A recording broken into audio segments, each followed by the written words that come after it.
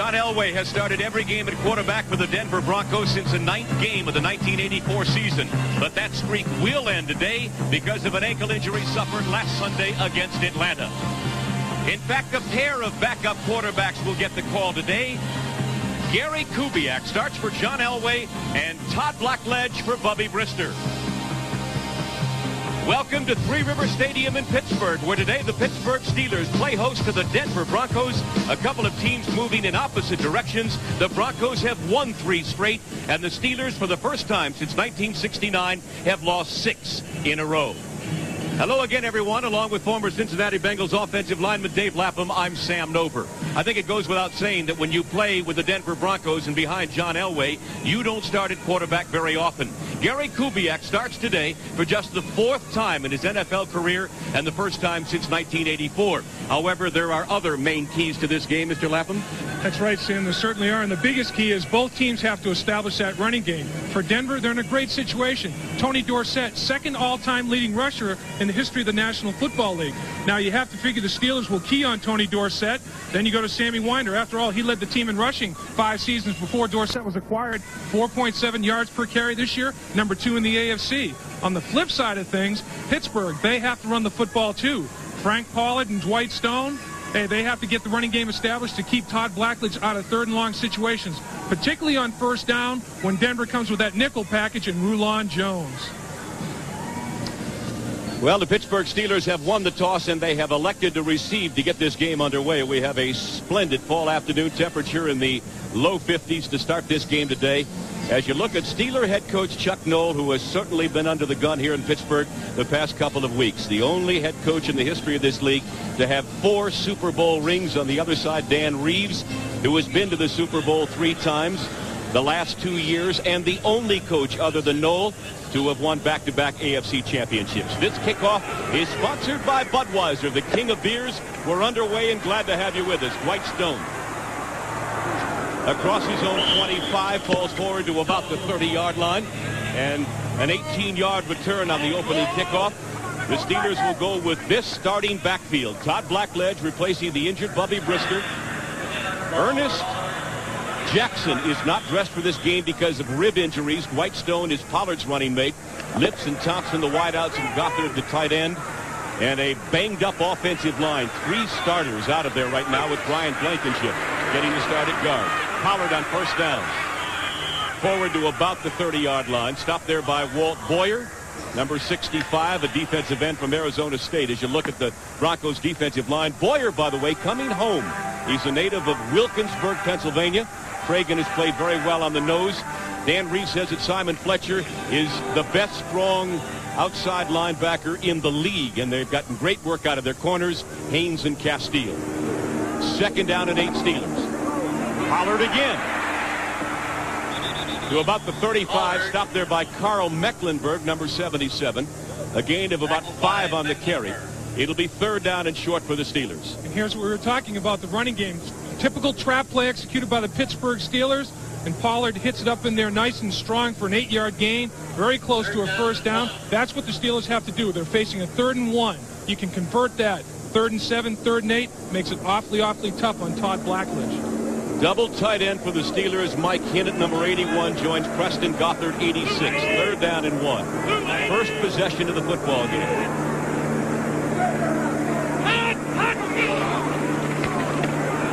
Warren Williams is in the open. He could go all the way. Touchdown, Rodney Carter it is, number 24.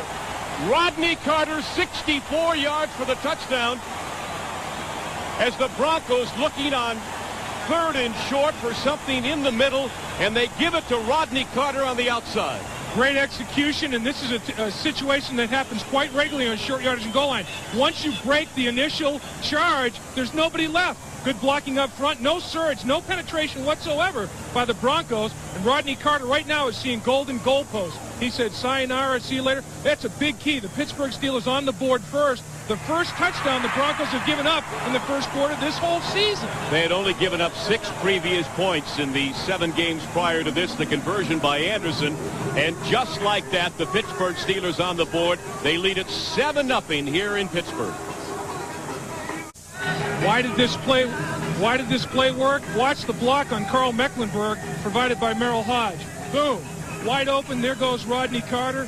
And it's a foot race in the end zone. Nobody's going to catch that young man. Big confidence builder for the Pittsburgh Steelers to score first. Only the second time this year that Rodney Carter has carried the ball from scrimmage. His first rushing touchdown in his career. His fourth lifetime. And just like that, the Steelers jump on top 7-0. Natil 84, Bell 35, awaiting the kick. It is Bell at his 6. In at the 22-yard line. He goes down right there. Hardy Nickerson, number 54, is the man who made the stop after a 16-yard return. And the offense of the Denver Broncos on for the first time. Tony Dorsett coming back to his hometown of Pittsburgh for only the third time as a National Football Leaguer with that three amigo receiving corps. Juriga, Bishop. Bryan is the only guy of the three Broncos Super Bowl teams that remains with Karts and Lanier.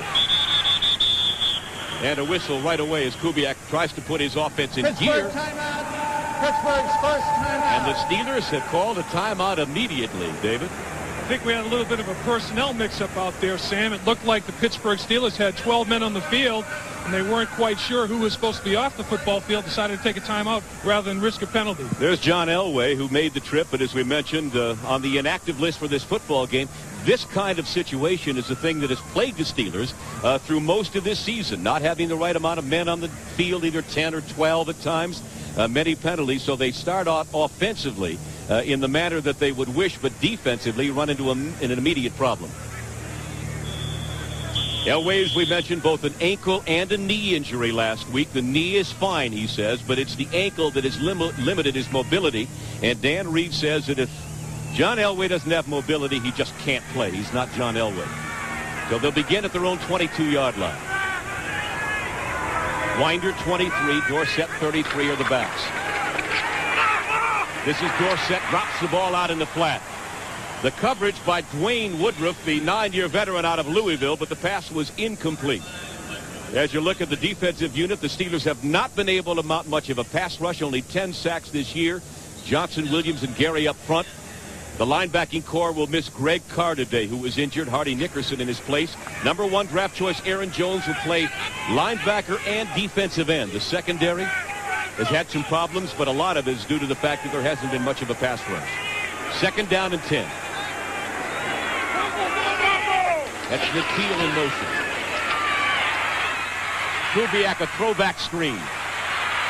Kay, the big tight end, hit by Woodson and down after a very short gain. Brian Hinkle was also there to help make the stop. Great reaction by Woodson, and nobody can close to the football faster than this young man. He's the 2nd fastest player in the National Football League. Here, the Steelers came with their nickel, 4-man pass rush. They moved Kubiak. They have to. He's only 6 feet tall, so he can see. Then he throws throwback screen to the tight end. Watch Woodson, number 26, appear. Boom.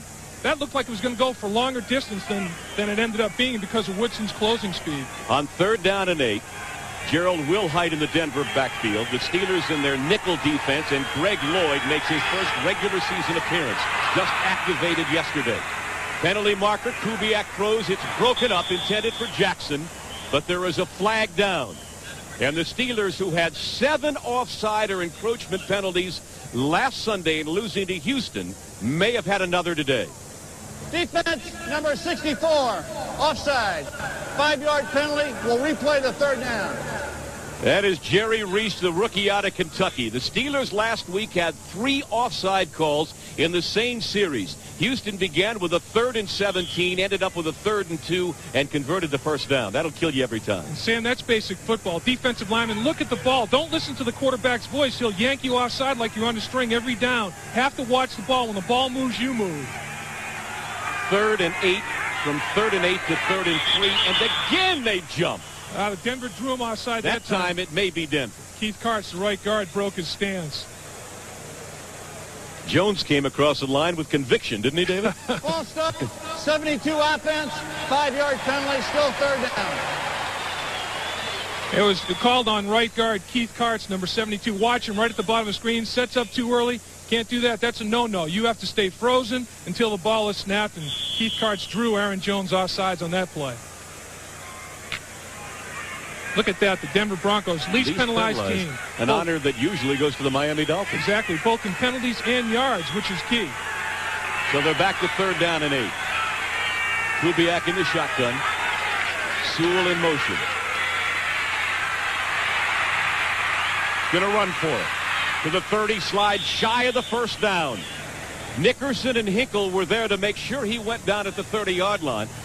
Kubiak, as you can probably tell, is a undersized quarterback at only 6 feet, 190 pounds, but he has great mobility and speed. He just didn't get enough yardage here. Good enough protection. That was good coverage downfield by the Steelers. He has to draw the ball down, still looking downfield, nowhere to go. As you mentioned, Sam, 6 feet tall. So what you try to do is put pressure up the middle in his face so he can't see downfield.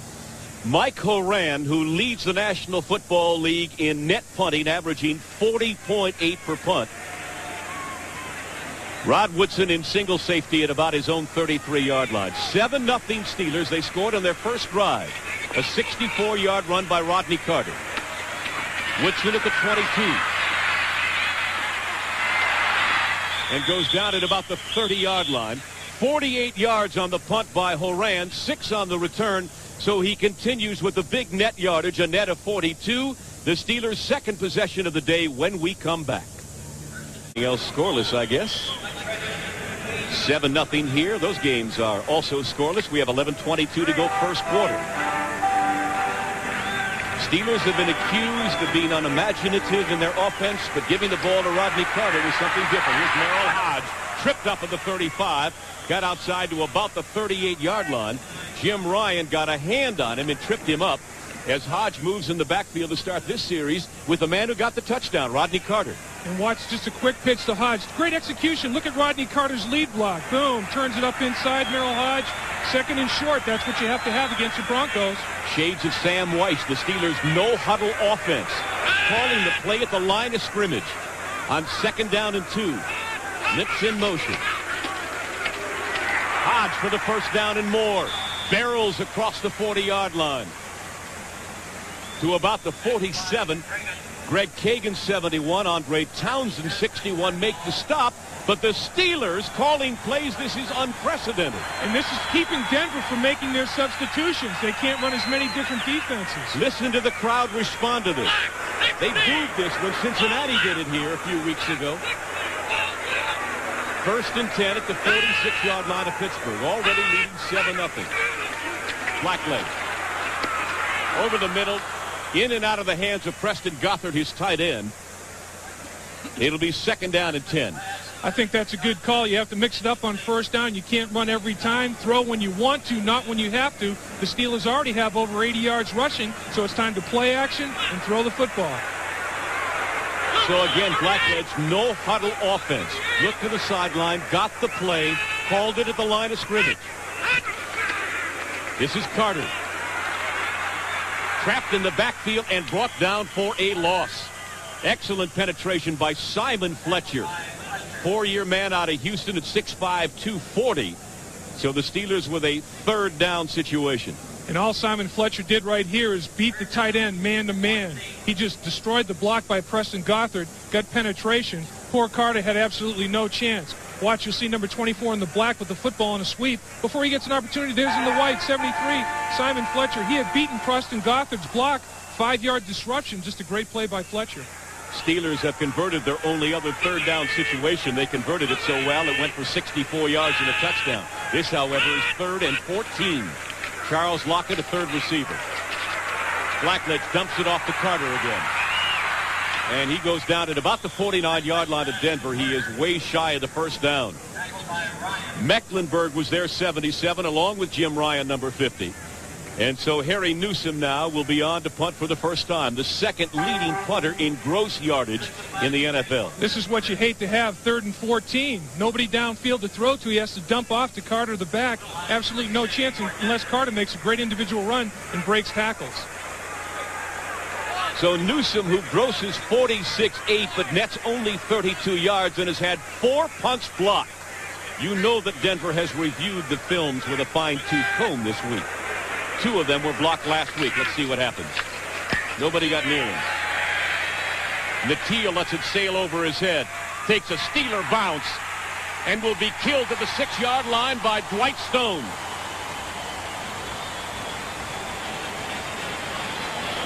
When it's going right, Sam. There's no question there. Just a tremendous kick. He gets the right bounce. He gets the ball down inside the 20. The Broncos have a long way to go. This is what the Steelers like. We'll see what happens.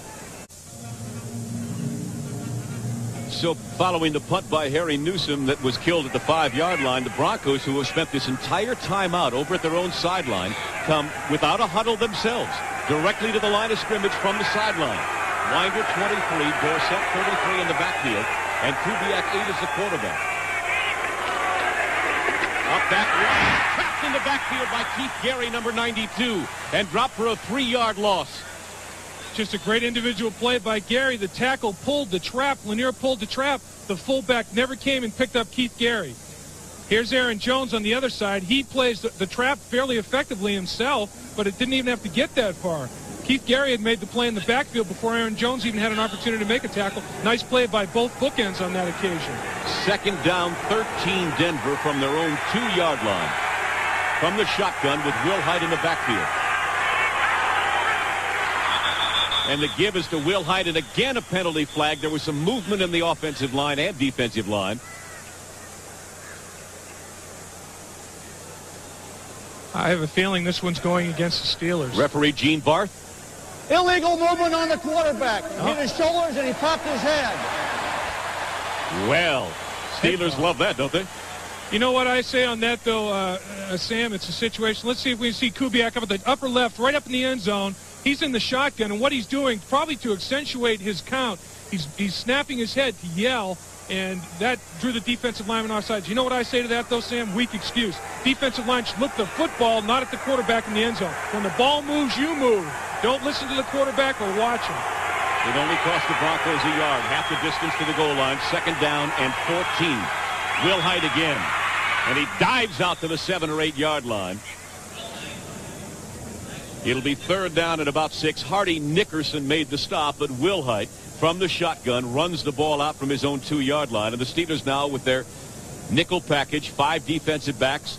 Lupe Sanchez, Delton Hall come in. Actually 6 defensive backs in this setup. A nightmare for the Denver coaches. Already down 7 points. You get your backup quarterback. You're on your own 7-yard line. It's 3rd and 8. Couldn't be a worse scenario.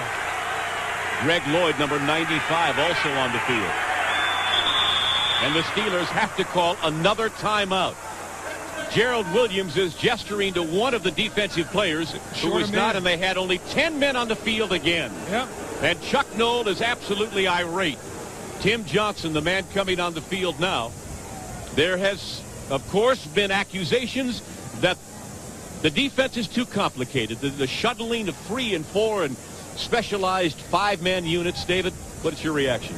You're making a valid point, Sam. Absolutely no questions. We see a couple of scores. The Bengals lengthened their lead, and the Vikings came back to take a lead over Tampa Bay here. Dallas on top of Philadelphia. You know, the critical thing here, Sam, is they've already burned 2 timeouts. 2-minute drill at the end of the first half is meaningless when you only have 1 timeout. They had to burn 1 because they had too many men on the field. Another because they didn't have enough men on the football field. And there seems to be some sense of confusion amongst the personnel as to when they're in and when they're not in the football game. So if you're a Steeler fan out there, this game thus far with 7:03 to play first quarter has been a good news, bad news situation. The offense has moved the football, has 7 points on the board. The defense has played well in the circumstances, but is still as disorganized and appears to show the same lack of concentration and organization that they've demonstrated all season. 3rd down and 8. Intercepted. Intercepted by Brian Hinkle, number 53. And the Steelers have the ball inside the Denver 20-yard line. Sam, a case of just not enough arm strength right there. Gary Kubiak does not have the zip that John Elway does. And, you know, Kubiak's probably tired of hearing these comparisons as Brian Hinkle gets to the sideline here for congratulations. But here he is in the end zone. He has plenty of time to look downfield. Great protection. Nobody's impairing his vision. Just tries to zip it in there in a seam. And Hinkle breaks to the football. Not enough mustard on the ball. And the first guy to it is the defensive linebacker who got a great drop, Brian Hinkle. First interception of the year for Hinkle brings a smile to his face at the 17-yard line of Denver. Rodney Carter still in the backfield. Gets the call. Throws it out. caught to the 2-yard line. To Merrill Hodge out of the backfield. Sam, it's time to throw caution to the wind. You're 1-6. Why not? Do everything. Pull it all out of the bottom of your playbook. Get back to those archive pages and resurrect it. That's a tremendous call. Excellent call by the Pittsburgh Steelers coaching staff. This crowd is absolutely dumbfounded. The Steelers haven't done this in recent memory. Look at Rodney Carter. He just the Broncos read sweep right away. Everybody flies up. Wide open receiver to dump the ball to. First and goal at the 1. Double tight end with Hinnon and Gothard. Hodge behind Carter to the goal line. And they mark his progress just shy of the goal line. Tackle made by Steve Wilson, number 45. The 10-year veteran out of Howard, stopping him just shy of the touchdown. It'll be second down. What I like is lead blocks. Both these backs are throwing for each other. Watch 24 throw the lead block for Merrill Hodge. That's Rodney Carter. Boom, knocks his defensive player right to the ground. Merrill Hodge almost takes it into the end zone. These two running backs for the Steelers complementing each other very well. Dwight Stone started this game at the halfback spot, but after Carter ran 64 yards for a touchdown, he's going to be hard-pressed to get it back. Second and goal. From the throw set backfield. Quarterback sneak, Blackledge, touchdown Steelers.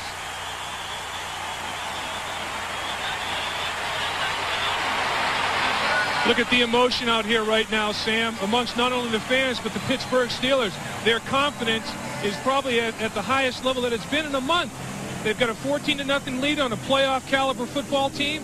I'll tell you, the big thing was the Steelers scoring first. And here we go again. Blackledge over the top. Plenty of distance into the end zone for that 2-touchdown lead. His first touchdown as a Steeler, just made his first start as a Steeler a couple of weeks ago in Phoenix. Anderson with the conversion. And so the Denver defense, which only gives up an average of 14.4 points per game, has given up 14 points here in the first 9.5 minutes of the first quarter. Great surge by the Pittsburgh Steeler offensive line. Nobody made penetration. Todd Blackledge was able to go up over the top without being touched. Big lead early in the game for the Steelers. Touchdown rushing. He's thrown 2 touchdown passes. This is Bell on a short kick. Fumble! And I believe Denver has it. Almost gave it away again. 12 yards on the return. The Steelers tied for last in the NFL in giveaway takeaway at -9 are obviously +1 today. And Denver now at -4, not a whole lot better, David. That's correct, Sam. And another thing is the Steelers only had 7 interceptions coming into today's game before Hinkles. That was worse. That was last in the American Football Conference. So that's another big confidence boost for the Steelers to come up with one so early.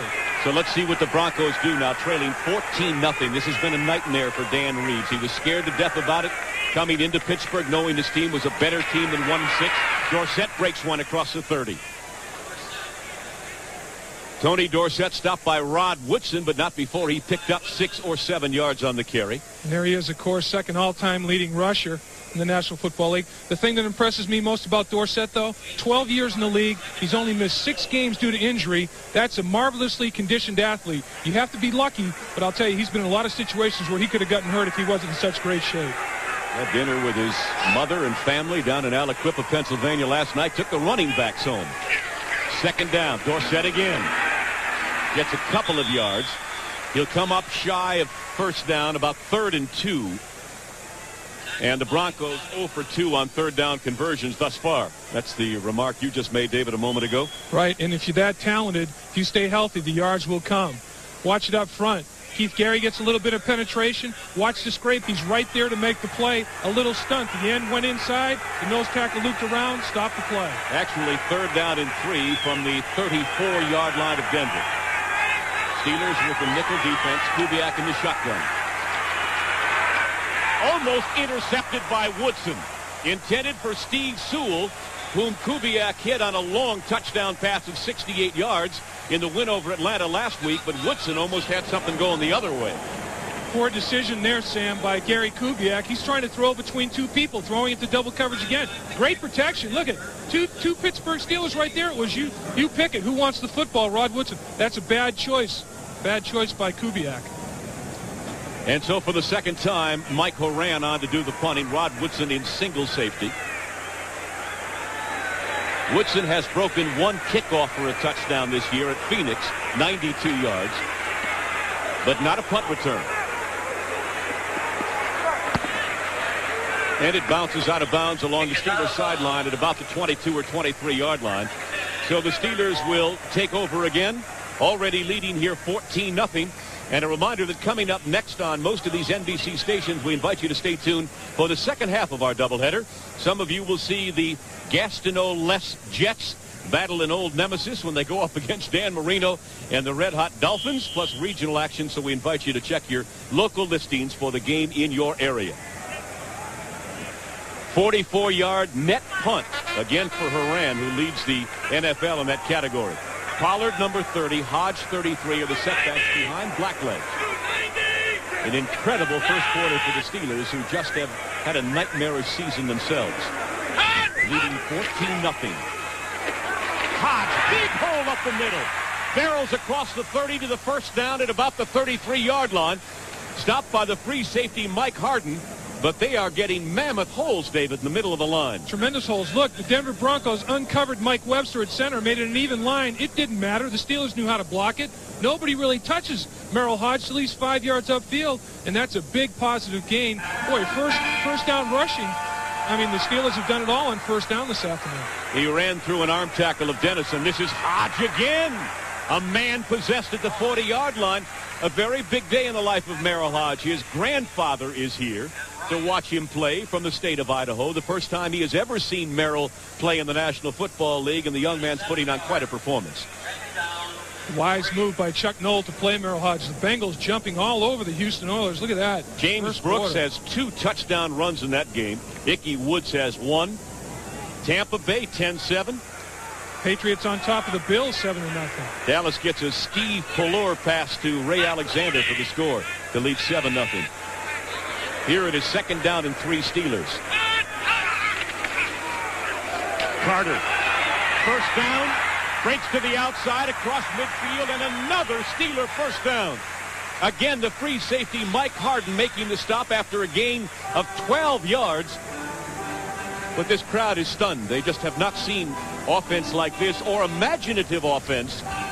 The Pittsburgh Steelers front 7 are owning the line of scrimmage. Look at Joe Collier. He's signaling frantically. You've got to come up with some way to stop those Pittsburgh Steelers. Right now, it's just physical mismatch at the line of scrimmage, Joe. You can't make a call that'll work. Obviously, the defensive coordinator of the Denver Broncos, he's been with that organization now for 20 years. From the 48 of Denver, Steelers already leading 14-0. Blackledge to Carter, almost brought it in with one hand. All right, Gail Gardner at NFL Live in New York has an update for us, so let's go to New York now.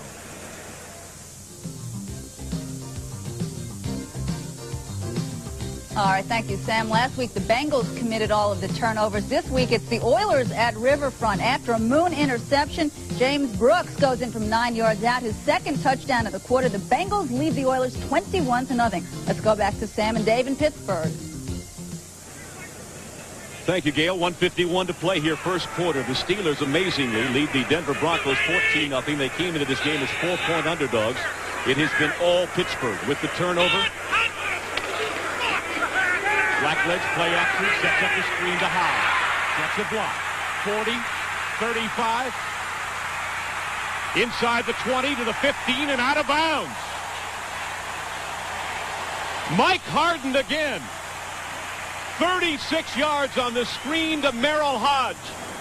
Tremendous call, Sam. What can you say? They threw the ball on first down incomplete. Denver's probably expecting the Steelers to throw the ball downfield. What do? They come with a screen pass. Well executed. Blackledge freezes the linebackers a little bit. Dumps it off. Merrill Hodge. Watch the block out front by Webster. Levels defensive back. Then Merrill Hodge says, hey, escort me down the sideline. I'll get all I can get right here. Just a great call by the Steelers coaching staff. 7th first down of the quarter for the Pittsburgh Steeler offense. The Broncos have yet to get there first. At the 14-yard line of Denver. Blackledge with all day. Now Fletcher's after him, and he pulls him down. A good defensive play by Simon Fletcher, who saw that Blackledge was going to have an eternity to throw the ball and came from his linebacking spot to make the stop. That's exactly right, Sam. Eternity. The Denver Broncos couldn't find the football. They had no idea where the ball was. It was such a good play-action fake. Todd Blackledge was out there reading through the Sunday paper, checking the classified ads out. Nobody's coming near him. Finally, Simon Fletcher says, holy mackerel, the quarterback still got the ball. We better get over there. The Steelers have never lost 4 in a row here at Three River Stadium. They're currently on a 3-game losing streak and try to see that 4-game does not become a reality, and they're well on the way. Hodge fighting for yards to the 10-yard line. Merrill Hodge running, like I said, like a man possessed. Picking up 4 yards, maybe 5 on the carry. It'll be 3rd down and about 6 for the Steelers. Dennison is the man who made the stop. Sam, here it is again. Hodge just putting his head down, getting as much as he possibly can. This is an offensive coordinator's dream. Whatever you call is going to work, because the front 5, got to credit the Pittsburgh Steelers offensive line, totally dominating the Denver Broncos. That is a career high rushing for Hodge already in the first quarter of this game. 36 yards and 5 carries. His previous best was at Phoenix. 3rd and 6, Pittsburgh, and Denver must stop the Steelers here, because without Elway, they don't have the catch-up kind of offense. Hodge, and a good defensive play behind the line of scrimmage by the veteran Jim Ryan, the 10-year veteran out of William and Mary. And so the Steelers will have to try to settle for 3 here off the toe of Gary Anderson. What happened there, Sam, was Jim Ryan had Merrill Hodge in man-to-man coverage, locked on Merrill Hodge. There was no way that play could work because of the defensive call. The Acura Legend sedan offers such amenities as leather-trimmed interior, sophisticated stereo system, and ergonomically designed controls. Is it any wonder people enjoy sitting in it? And with its 24-valve 2.7-liter V6, is it any wonder they enjoy standing on it?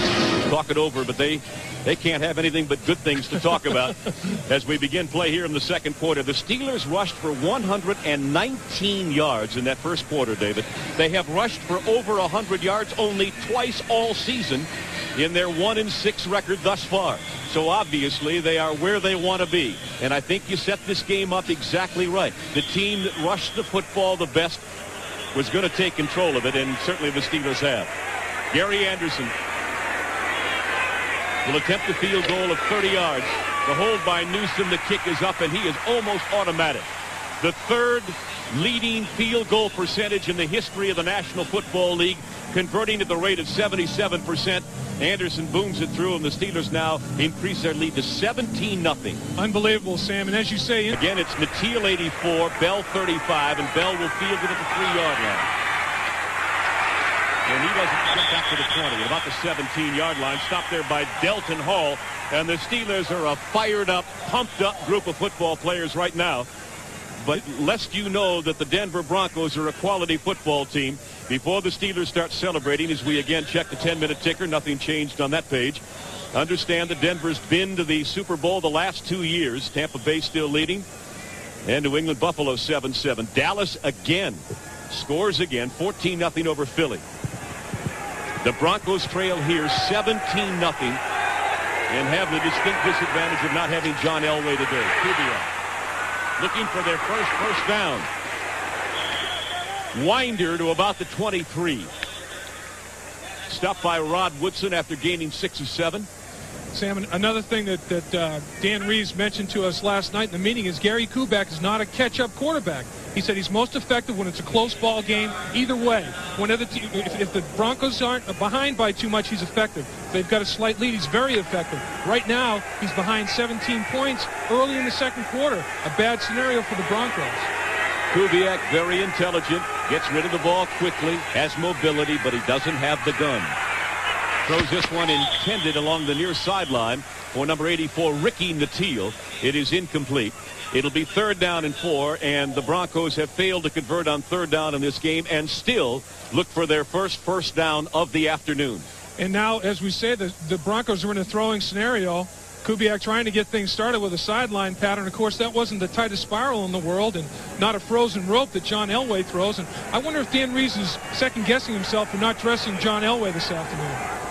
Well, he said that he would have an extra couple of days to rest the ankle. They don't play until a week from Monday night, and he opted to let him sit this one out.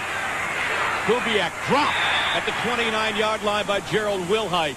And so the Steelers again force the Broncos 3 downs and out as Elway sits unamused along the sideline. Boy, there's your cannon, and you don't even have an opportunity to fire it. That's got to be a source of severe frustration for the Denver coaching staff. And Dan Reeves did make his decision. Let John Elway's ankle heal 100% rather than risk dinging it up week after week where it will bother him the entire season. Woodson inside his own 40-yard line. Finished second in the NFL's fastest man competition to Darrell Green, and another great punt by Horan. Woodson over his shoulder at the 22. Nowhere to go. Cuts it up across the 30 to about the 32-yard line.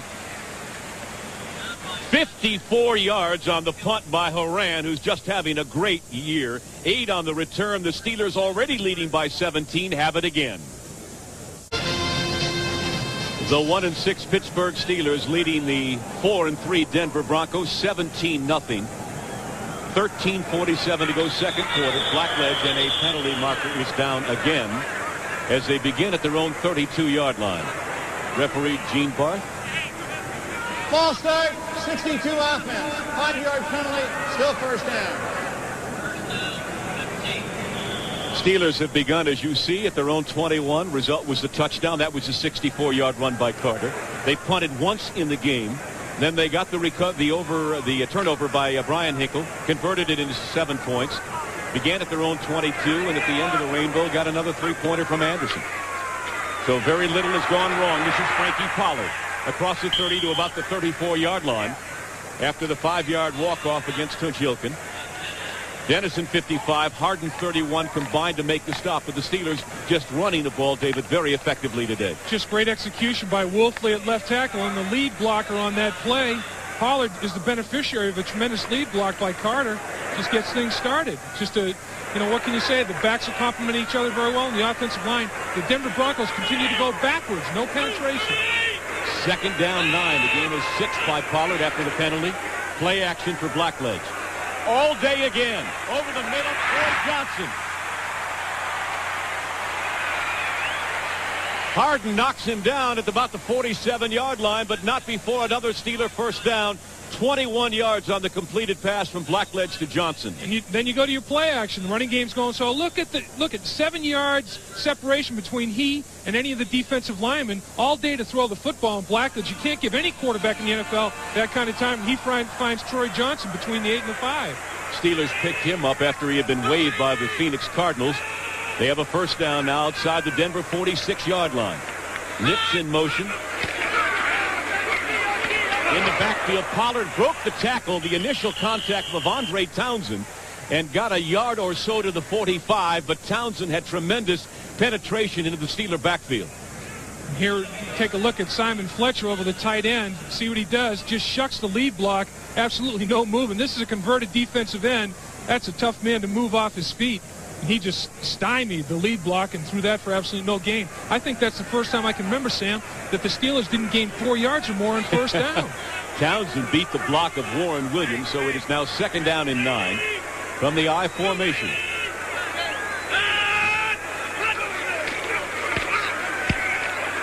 Blackledge again with time, has a wide open receiver, caught by Lips. It went off his shoulder pad, straight up in the air, and Louis Lips came down with the ball. Another 17-yard completed pass. Jeremiah Castile is the man who made the tackle, but Steeler receivers are more wide open today than they have been all season long. And they're starting to go a little deeper. They realize they have the amount of time to throw. Louis Lips makes 2 catches, one and then the second one. And those weren't boos. That was the chant for Louis. Lou. He had 8 catches last week in the loss to Houston, but he also dropped what would have been a touchdown pass in the end zone and had one called back. A touchdown pass. Johnson, 85, the receiver. The slot man is Carter. No, it's Louis Lips. Carter's in the backfield. A reverse to Lips. Blackledge leading the blocking to the 10, the 5, out of bounds.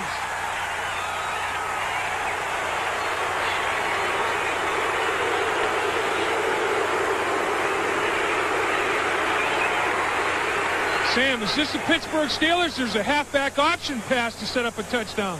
A reverse and to put him in scoring position inside the 10-yard line. They're bringing it all out of that playbook. You have to give Chuck Noll a lot of credit. He's opening things up here offensively. And here's a look at it. Just a reverse Pollard to Lewis Lips. Look, nobody there. He just outruns Ryan. You just can't coach speed. Lewis Lips breaks his arm tackle, and he's off to the races. 22 yards. The Steelers have a 1st and goal at the 5-yard line. And the official stops the clock. 10:49 to play here in the half. The Pittsburgh Steelers have 10 first downs to Denver's none in this game.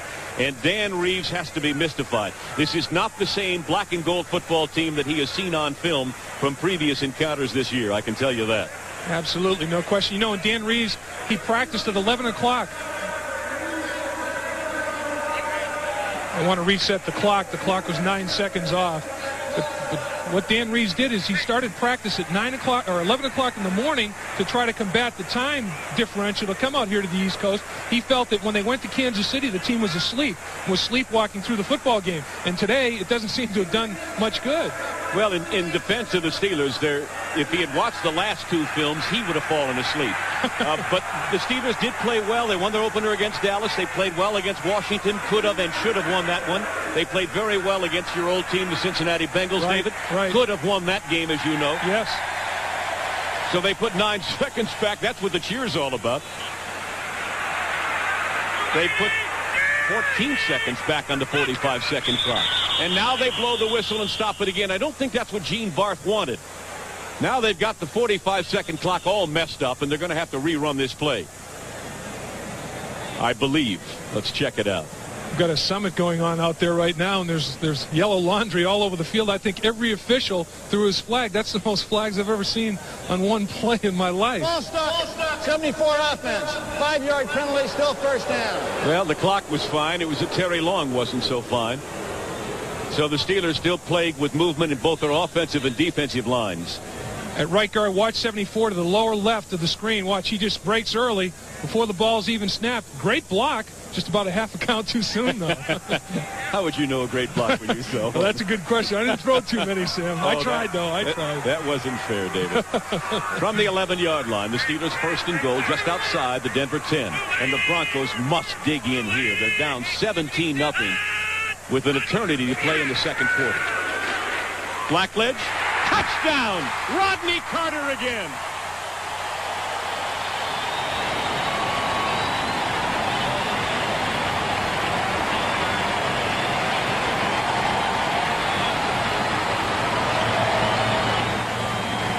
Now here it is once again. You know, it's a situation where you're running the ball so well you can do anything. Todd Blackledge doesn't even fake any run. Drops back, straight drop back protection from his own 6-yard line. Look at how open he is. There had to be a miscommunication in coverage. Had to be an assignment error. Running back should not be that open coming out of the backfield. There is an injured Steeler, and I believe it's Tunch-Ilkin, the steadfast offensive right tackle who has just played extremely well through it all. He has been their most consistent offensive player day in and day out. He's only allowed 1 sack in the last 2 years, and he's flexing that right elbow. Looks like he jammed that right elbow up pretty well, trying to get things smoothed out a little bit. There's a hitch in that flexing action, though, quite definitely. So Anderson will attempt his 3rd extra point of the half out of Newsom's hold, and the Steelers unbelievably lead the Denver Broncos 24-0. There are a lot of people around this stadium who are scratching their heads, but if they're Steeler fans, they're loving every minute of it, and Denver has got to get an answer quick. Well, there are 2 shockers around the NFL today. This is one of them. The other one has to be at Cincinnati, where the Bengals are just manhandling the Houston Oilers 28-0. We'll get the rest of them after the kickoff. Anderson now kicking to Bell and to Teal. This is Bell, 5 yards deep in the end zone. He will not bring it out. And so the Broncos with Gary Kubiak and company will have to begin at the 20-yard line. Minnesota has increased its lead. Wade Wilson to Anthony Carter. 21-10 now over Tampa Bay. Buffalo on a Scott Norwood field goal has jumped in front of New England. Dallas having an easy time at Philadelphia today. Newsom has a touchdown run. Pallur a touchdown pass. Kansas City still on that Nick Lowry field goal leading Detroit. And you're pretty much up to date. Here, it is 24-0. The Pittsburgh Steelers leading the Denver Broncos. The Steelers having won opening day against Dallas and then lost their next 6 in a row. Trying to break the streak here today. Dorsett trapped almost in the backfield by Keith Gary, number 92.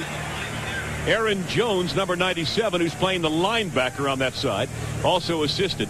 Aaron Jones was the Steelers' #1 draft choice out of Eastern Kentucky, and a young man who the Steelers can play at down lineman or at linebacker. Look at the penetration that number 97 gets at the top of the screen. Keith Gary's there also with penetration. Both sides of the line of scrimmage are being dominated by the Pittsburgh Steelers, offensively and defensively. Look at the total yardage. My, oh, my. Broncos still fumble. Kubiak got it back.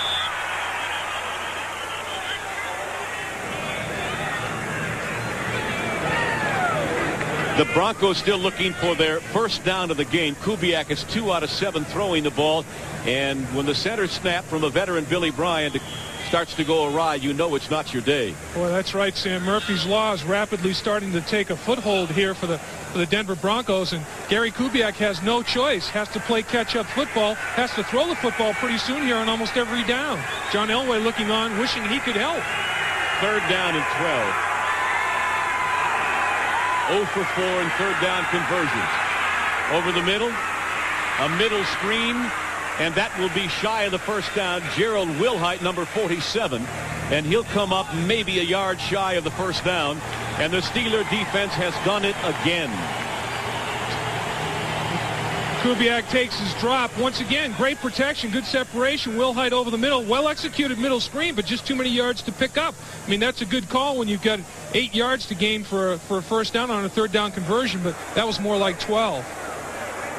Horan has been the only star for the Denver Broncos today, but that's one man they would almost rather not have the opportunity to be in the limelight this often. Punting to Rod Woodson. He hangs this one high but a lot shorter. Woodson fair catch at the 33-yard line. So the Steelers, again, with certainly better than adequate field position after a 38-yard punt by Mike Horan. Coming up at halftime, of course, Bob Costas is back along with the entire team. Ahmad Rashad and Gail Gardner will be with you again. Paul McGuire, Frank DeFord, everybody. NFL Live in New York. Tunch Ilkin is back in the lineup, so that elbow thing, David, hasn't obviously hurt him that badly. Well, that's good. I hate to see a lineman, being an old lineman myself, sustain any kind of injury, and that's one heck of a football player, number 62 for the Pittsburgh Steelers. 8:53 to play first half. The Steelers 24, the Broncos nothing. Pollard, fumble, and I believe Denver has the ball. Jim Ryan, number 50. Pollard just never got a grasp of it. And so the Steelers, who played so perfectly well for a quarter and a half and have turned it over 22 times the last 5 games, give up their first of the day. Just never really had the exchange from quarterback Todd Blackledge. Frank Pollard never really got grasp of the football. This might be the break that Denver's looking for to get back into the football game. And now that's the 22nd fumble and the 13th that they've lost, the Pittsburgh Steelers. Both figures lead the entire National Football League. So the Broncos now presented with their first scoring opportunity of the day. The first time they have been in Steeler territory. They set up shop at the Pittsburgh 34. Kubiak with all day. Completes the pass. Winder inside the 30 to about the 27-yard line. Stopped there by Woodson. But he'll gain about 7 or 8 yards on the flare pass out in the flat to Sammy Winder. Once again, the Denver Bronco offensive line, look at the protection. Kubiak's all by himself. There's nobody sniffing Gary Kubiak back there. He just dumps it off to Winder. Just one thing that the Denver Broncos offensive line has done is protect Gary Kubiak very effectively. 2nd down and 3, the best situation Denver's been presented with all day. But in the backfield, Little and Keith Gary both. And Tony Dorsett can go nowhere. In fact, he may have lost a yard. Cornell Gowdy, number 29. So the Steelers now putting their nickel package into effect again. Delton Hall comes on. Broncos 0 for 5 in 3rd down conversions. And this is one thing that the Pittsburgh Steelers are doing very effectively. Keith Gary gets some penetration. That just discombobulates the whole play. Dorsett has nowhere to cut because of some member of the Pittsburgh Steelers defense with regularity, Sam, is breaking the line of scrimmage and penetrating into the backfield, messing the whole timing up. It's a different player every time, but they're all doing a good job. Well, one thing's for sure, the scheme is working today. 3rd down and 3, and the crowd is alive.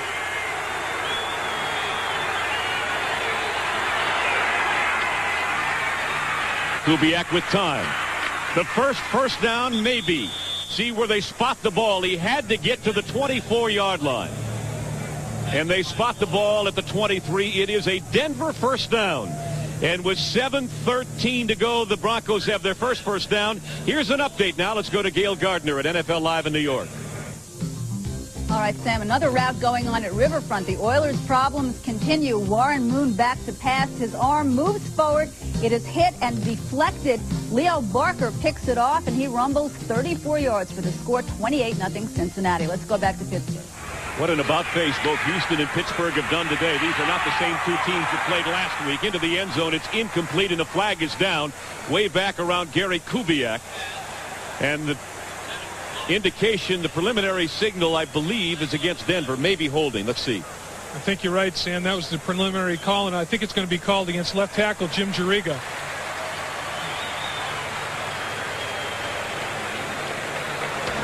Holding, 66 offense. 10-yard penalty. We'll replay the first down. You know your offensive linemen when they're holding, don't you, huh? Yeah, it's one of those cases where, hey, you can grab every once in a while, but once the jersey stretches, Sam, you better let go because at that point there, they've caught you with your hand in the cookie jar. I was remarking about Pittsburgh and Houston. I mean, you talk about a 180-degree turnabout. I mean, Houston came in here last Sunday and beat the daylights out of the Steelers, beat them 34-14. They look like a Super Bowl team, did Houston, and they go to Cincinnati this week in the biggest game in the AFC Central, and they come up looking pretty bad. Kubiak will run and down at about the 28-yard line.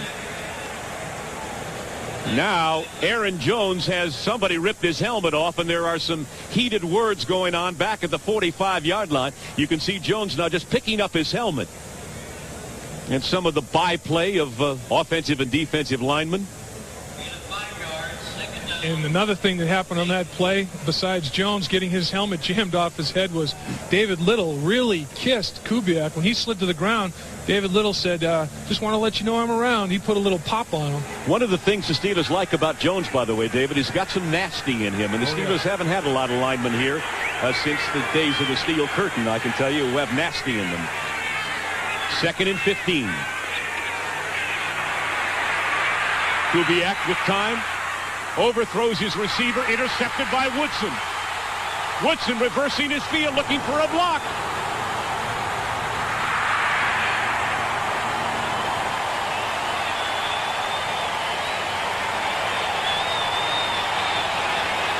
The pass was intended for Clarence Kay. It was tipped by Cornell Gowdy, and 28 yards later, Rod Woodson with the interception, and the Steelers have thwarted the Denver Broncos again. Once again, good time for Kubiak. He has to sidestep, but he has time to right himself and fire the ball. But look at the ball hang. It's fluttering. Overthrown. There's the tip by Gowdy, picked off by Woodson, and that's dangerous. You give the second fastest man in the National Football League the ball in the open field, you better pray he doesn't take it all the way. Good observation. His other interception this season went for 29 yards on the return. This 28. Todd to the 45-yard line. And the Steeler offense has it in gear again. They lead here 24-0 with 5.5 minutes to play first half. Robbins 48, Dennison 55 combined to make the stop. It'll be 2nd down and short for the Steelers, who have continued to win the battle of first down against Joe Collier's defense. Exactly. That was the key to the football game. Win first down to keep Joe Collier from substituting Rulon Jones and company and running that nickel defense. And Joe Collier's frustrated. He said, I'm not even getting a chance to run my game plan. Let's stop somebody. 2nd and 2 at the 47. Hobbs in motion. This is Carter. First down into Denver territory at the 42-yard line. 43 perhaps. Dennison and Robbins again. but the Steelers are absolutely decimating the forward wall of the Denver Broncos. And it starts right up front with Mike Webster, number 52 at center. Look at this, straight north and south. Look at Webster, 52. He just moved Greg Cragen about 5 yards laterally, and this guy's been performing at a high level of efficiency for a decade and a half. Mike Webster, boy, Pro Bowler for 9 seasons, one of the greatest ever in the National Football League. 82 yards in 4 carries and 2 touchdowns today for Rodney Carter, 1 receiving and 1 running. Hodge, nothing. Mike Harden coming up from his free safety spot to meet him head on. And the Broncos looking for a defensive catalyst, somebody to slow the Steeler avalanche. As the clock ticks down to 4 minutes here in the first half, it's been a nightmare first half for Denver and an absolute panacea for the Steelers. They just haven't played like this offensively, certainly in, I don't know. I'm looking around to our spotting crew here, and everybody's shaking their head. They can't remember either. And they've been here for years. 2nd down and 9. Look at Mike Webster up there pointing to his left, saying, you block him. He makes all the calls. He dictates all the blocking assignments up there, number 52. Another reverse. Lips wants to throw. This time Denver has it defensed and out of bounds. No, he's shy of the out of bounds, but he's dragged down at about the 47-yard line. Mark Haynes was not fooled at all. It did look like Lips wanted to throw the ball, David. I agree with you, Sam. He's already run a reverse, so he says, hey, let's show my arm a little bit. We're doing everything this afternoon. Might as well let me throw the football. Everything's working.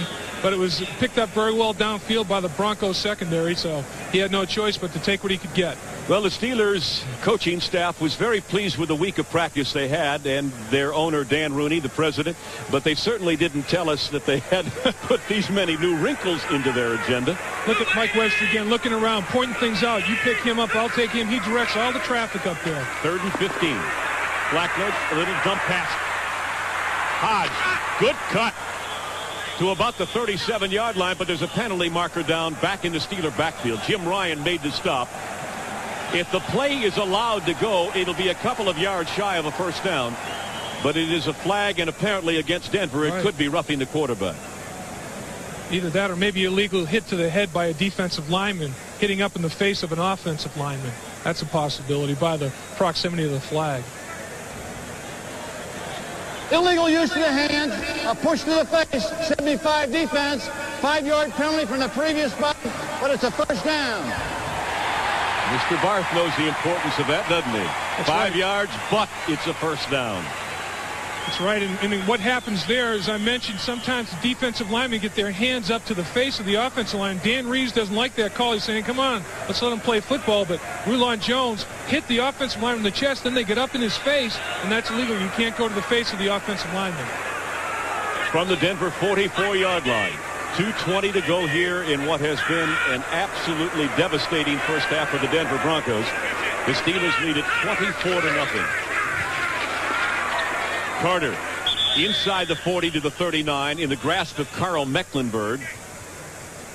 The Steelers with 13 first downs now in the half to Denver's 1 as we reach the 2-minute warning.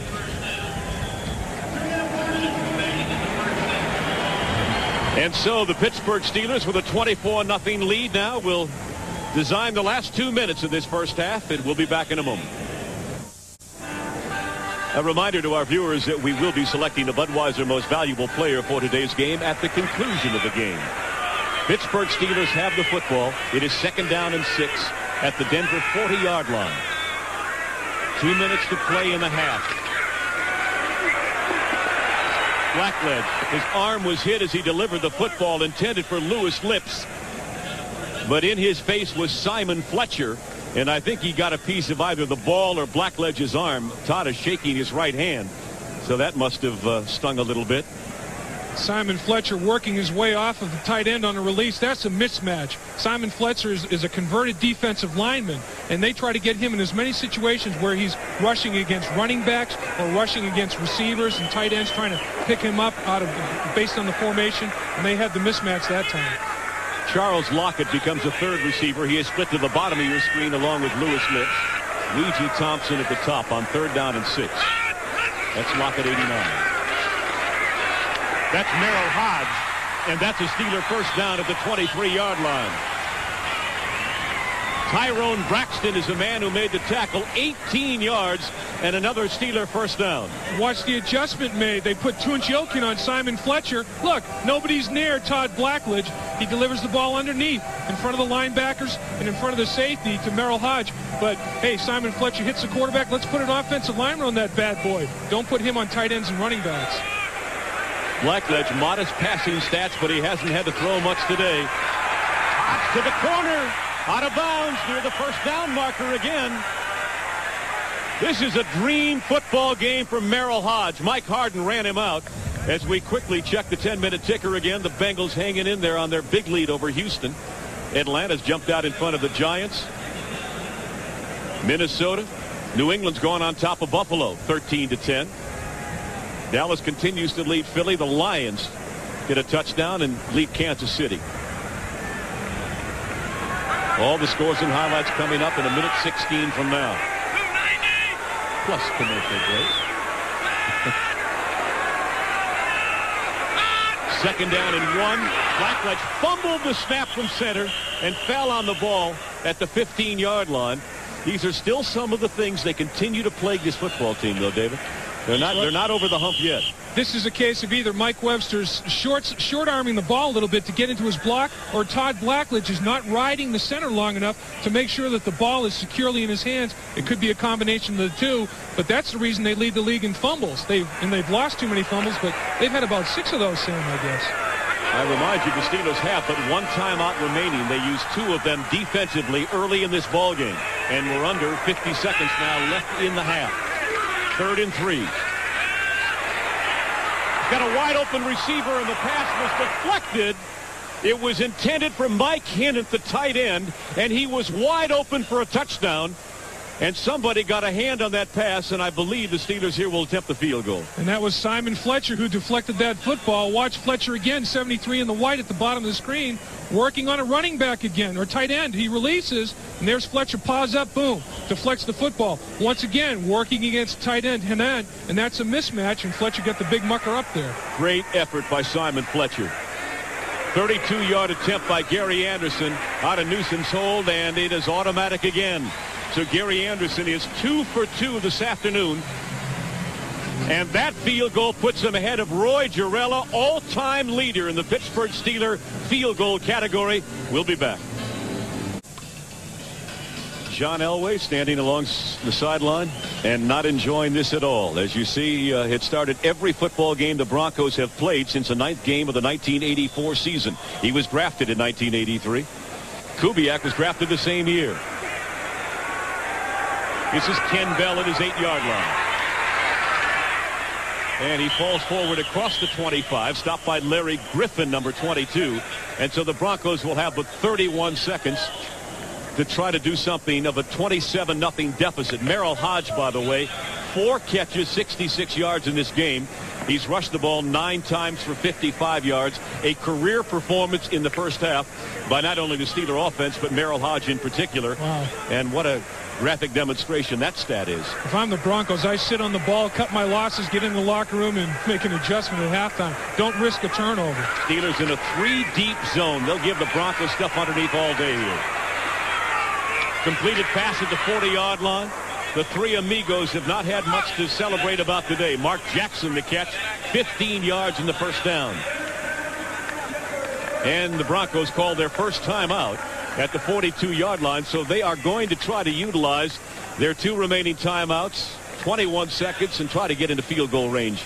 Just a little crossing pattern. Mark Jackson working his way downfield with Vance Johnson.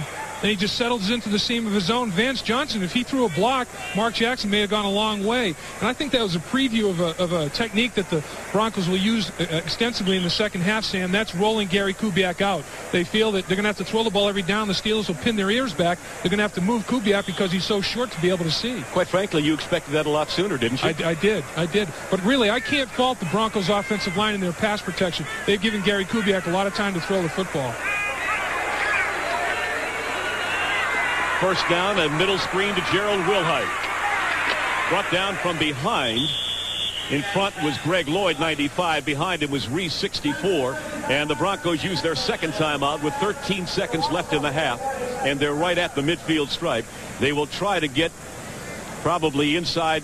Carlos kicked a 51-yarder last week, so to do that, they've got to reach the 34, 35-yard line to give him any kind of shot. That was a good call, very conservative. Don't throw the ball downfield, risking putting it up for an interception. The middle screen, take a positive gain. Really, if the Broncos can get on the scoreboard, it'll give them a millimeter of momentum, I think, going into the locker room if it's just a field goal. If they score a touchdown, they'll give them a centimeter of momentum because, boy, I tell you, the Pittsburgh Steelers have totally dominated this first half. You like the metric system, I I do. My high school math teacher, he really indoctrinated me into that metric system. 2nd down and 2, but that's not what's important here to Denver. They'll have time for maybe 2 passes. They'd like to get in field goal range for Carlos to break the shutout. Reese jumped early again. This is a free play for Kubiak. In the middle of the zone, Jackson high to make the catch at the 30-yard line. And they drag him down with 3 seconds left. But that will be in field goal range, a 21-yard completion to Mark Jackson. And that will give Carlos at least a chance to get the Broncos on the board here before the half. And I think that was a free play for the Broncos. Number 64, penalty refused. First down. That's the rookie out of Kentucky, 2nd time today for Reese. Right, that's a free call. Reese was already offsides prior to the snap. Kubiak saw that, said, free ball. This is a big time. Show some courage. That ball's fluttering, hung up. He had to go up high, and it was a situation where he was exposing his ribs. Lupe Sanchez was counting the ribs, saying, which one am I going to hit and try to break on Mark Jackson. He showed a lot of courage getting that football. Carlos has had 21 field goal attempts already this season, having converted 16 of them. This one will be a 47-yarder. He is 4 for 4 between the 40 and 49-yard lines. He has yet to miss. 47. Bad snap. He got it down, and I believe he nailed it if he got it far enough. Nope. He had it right in the middle. So Carlos comes up short, and that is the final commentary to the first half, and an appropriate one, might I add. Haven't been spoken very much in the past, but people are now saying get rid of him, fire him. And to some people, that's incomprehensible. This kickoff is sponsored by Budweiser, the king of beers.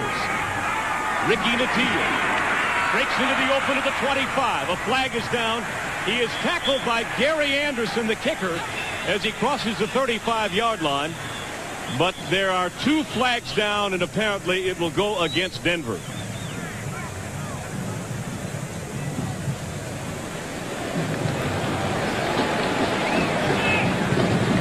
Very rarely do you get a clean kickoff return anymore or a punt return, Sam. You have illegal block in the back, illegal use of hands. Another thing is on kickoff returns, the wedge cannot block below the waist. We're going to re-kick. Illegal use of the hands, 96 of the kicking team, holding on the receiving team. We're going to re-kick. Freddie, that's Anthony Hinton, number 96 for the Steelers, who was involved in it. Did he say 90 for Denver? Freddie Gilbert's not dressed today. No, Freddie's didn't. Oh, there's a good hit right to the chops on Delton Hall, and Delton Hall throws a right cross, staggers him a little bit. Mike Tyson would have been happy with that right cross, and that's what the offsetting foul was about. Calvin Thomas, number 32, has a great boxing career when his football days are over. So they'll tee it up again.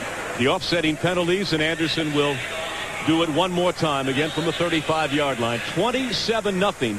The Steelers lead it here as we begin play in the 3rd quarter.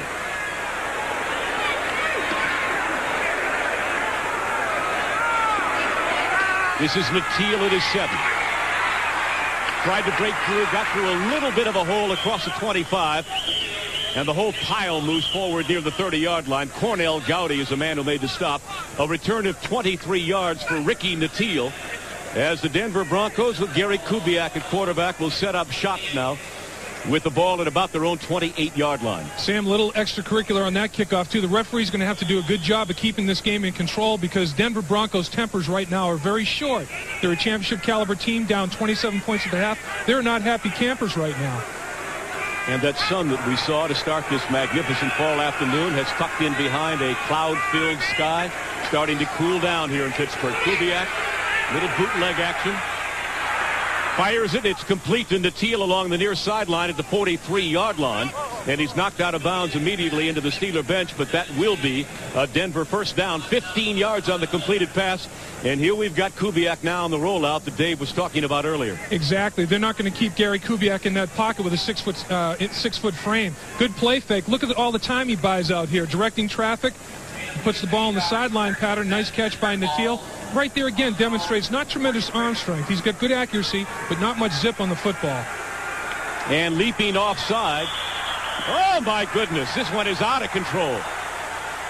Keith Gary, number 92 for the Steelers, pushing and shoving with Jim Juriga, number 66. Boy, you were right about this one. Yeah, there's something's going to have to be done right here. It looked like the big tackle came off going after Keith Gary, forgetting all about the snap count. He said, what the heck, if you've got that kind of thing. And that was he was working against Keith Karts. And then all of a sudden in comes Juriga, and he says, hey, let's settle things down here. The referees are going to have to gather control of this game. The right guard, and we have a personal foul, unnecessary roughness on 92 defense. According to rule, we penalize only the 15 yards. 15 and the first down. Almost, yeah, that's rather unusual, but that is by the rule book. The 15-yard predominates here. And that's a situation that's tough when you're a defensive-oriented football player and your personality is that of aggression. When you get in that kind of a scenario, the best thing Keith Gary could have done was just maintain his composure, and the Denver Broncos would have been penalized 5 yards. But he cost his team 15 yards by retaliation. Well, the Steelers' discipline will certainly be tested here in the second half. The Broncos have absolutely nothing to lose. Kubiak. Dorsett. And Tony's inside the 40 to about the 38-yard line. You know, we talk so much about Tony Dorsett's ability to run the football, the fact that he's the second all-time leading rusher in the history of the game. He is also the fifth all-time leading receiver among running backs in the history of the game, as Houston gets on the board and Minnesota widens its lead over Tampa Bay. Philadelphia now on the board, 20-7, trailing Dallas. Second down and 5. Dorsett again. He's carried very infrequently today at the 35-yard line. They bent him backwards. David Little, number 50, on top, along with Hardy Nickerson. It'll be third down at about 2 for the Broncos. Boy, Tony Dorsett was stoned on that one. Both inside linebackers met at his chin. And it was a situation where Dorsett found himself in the jacuzzi tonight in Denver after that hit. Well, he's been here twice before as a member of the Dallas Cowboy, and he has lost on both occasions. And he was saying all week out in Denver, David, that he was hoping that the third time would be a charm for him. But today, as they tend to Hardy Nickerson, he has carried the ball 5 times for 9 yards, and his team is trailing 27-0. That is a far cry from a charm. No kidding, that's for sure. And another thing, Sam, is this was a homecoming of sorts, going to University of Pittsburgh, where he set 14 NCAA records in his collegiate career. Quality football player. Third down and 3 now for the Broncos at the Steeler 35.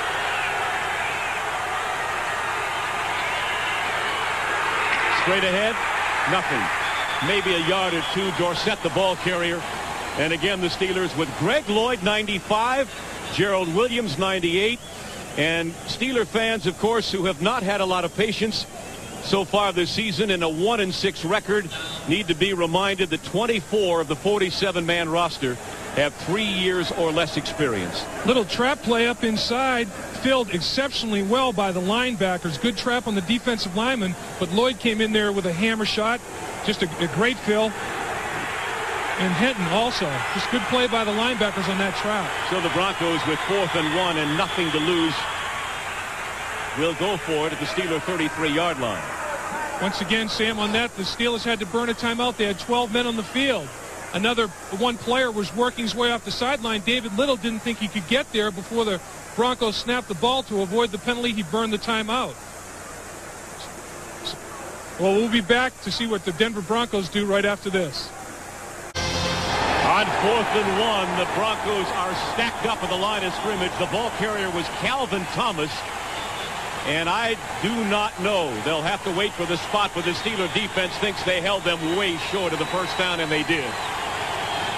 David Little, number 50, was a man spearheading the defense, and the Steelers have held the Broncos on 4th and 1, and Dan Reeves is not happy. And what happened, the reason David Little's able to make this play, look at the penetration the defensive line makes. Nobody's able to get to the linebackers. Boy, just stoned in there. Great penetration by the defensive line. That was headed up by Gerald Williams. Then Woodruff, everybody else gets in the action, but no push. Actually, Little got there very late. The job had been already done when he got there. So the Steelers the other way, first down and 10 now at their own 32-yard line. Hardy Nickerson, by the way, shoulder injury, but he will return. Gardner squeezes through a line for a couple of yards. Rodney with 2 touchdowns already on the day, stopped by Greg Cragen, the 4-year vet out of Utah State, number 71. It'll be second down and about 8 now for the Steelers. That's one of the first times, again, the only times I should say, that Denver has stopped the Steelers on first down. And there's really a serious trend developing here. The rate of the Broncos over the years have been dropping dramatically against the rush, and I'll get into that a little later. From the 36-yard line, Carter and Hodge in the backfield. This is Hodge 33. And that's not going to work all day. At some point, Denver's going to close down the center, and they did that time and kept Hodge to a short yardage gain. It'll be third down at about 5. Walt Boyer, the 4-year vet out of Arizona State. Here's Carl Mecklenburg, double sevens there in the middle. Nice job by the defensive line keeping all the blockers off of Mecklenburg, but then he gets scraped on by Tunchilkin and finds himself waffle-bellied on the turf. Steelers only 2 out of 5 on third down conversions, and they will go on 3rd and 4 at their own 39-yard line, with the third wide receiver in the person of Charles Lockett. Carter in motion. They pick up the blitz. Blackledge intercepted. High in the air is Tyrone Braxton, number 34. He comes down with the football. And so the Broncos now with an opportunity. Lockett was the intended receiver, but Braxton went high in the air to bring it down. Looks like Braxton was just keying in on Todd Blackledge's eyes, and he never looked away from the receiver. Braxton just watched Blackledge's eyes, watch him throw the football. Looked like a center fielder out there in baseball. So Denver now desperately needing to break the goose egg on the scoreboard. Kubiak comes out throwing the ball. It's dropped, intended for Tony Dorsett, and he heard footsteps. Anthony Hinton, number 96, was right there. 11:22 to play third quarter. The Steelers 27, the Denver Broncos nothing. All the scoring in the first half. The Steelers blitzing Denver early on. Rodney Carter on the third play from scrimmage, dashing 64 yards for the touchdown. And the Broncos have not been the same since, but are presented with a golden opportunity here. Second down and 10 from the Steeler 44.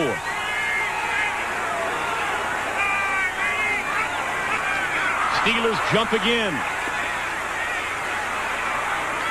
Safety valve to Dorsett. This will get him nothing as he's run out of bounds into the Steeler bench. But again, the Steelers were guilty apparently of offsides or encroachment.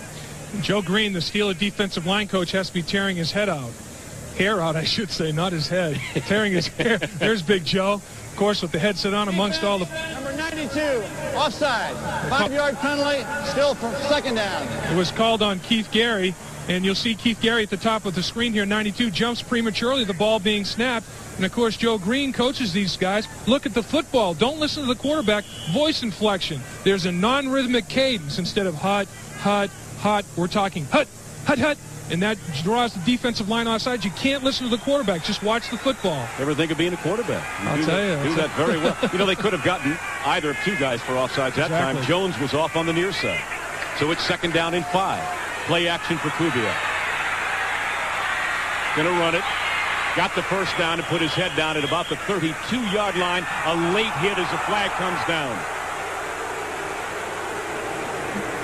Gary Kubiak. Going to run it. Got the first down and put his head down at about the 32-yard line. A late hit as the flag comes down. Gary Kubiak saying, yeah, that's right. Thank you very much. But I didn't really see the late hit, the pylon. I'll have to take a look at that one once again. They're really protecting, I think, Gary Kubiak, trying to keep the game in control, as we mentioned. Kubiak assumes the fetal position here.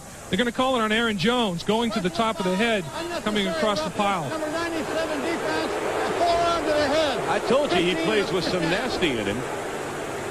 So the number 1 draft choice of the Steelers out of Eastern Kentucky is the culprit here. They tack on the 15 yards, and the Broncos with their deepest penetration at the 17-yard line of the Steelers. They have to score on this drive, Sam, because time is becoming an ally rapidly for the Pittsburgh Steelers. Denver must get on the board now.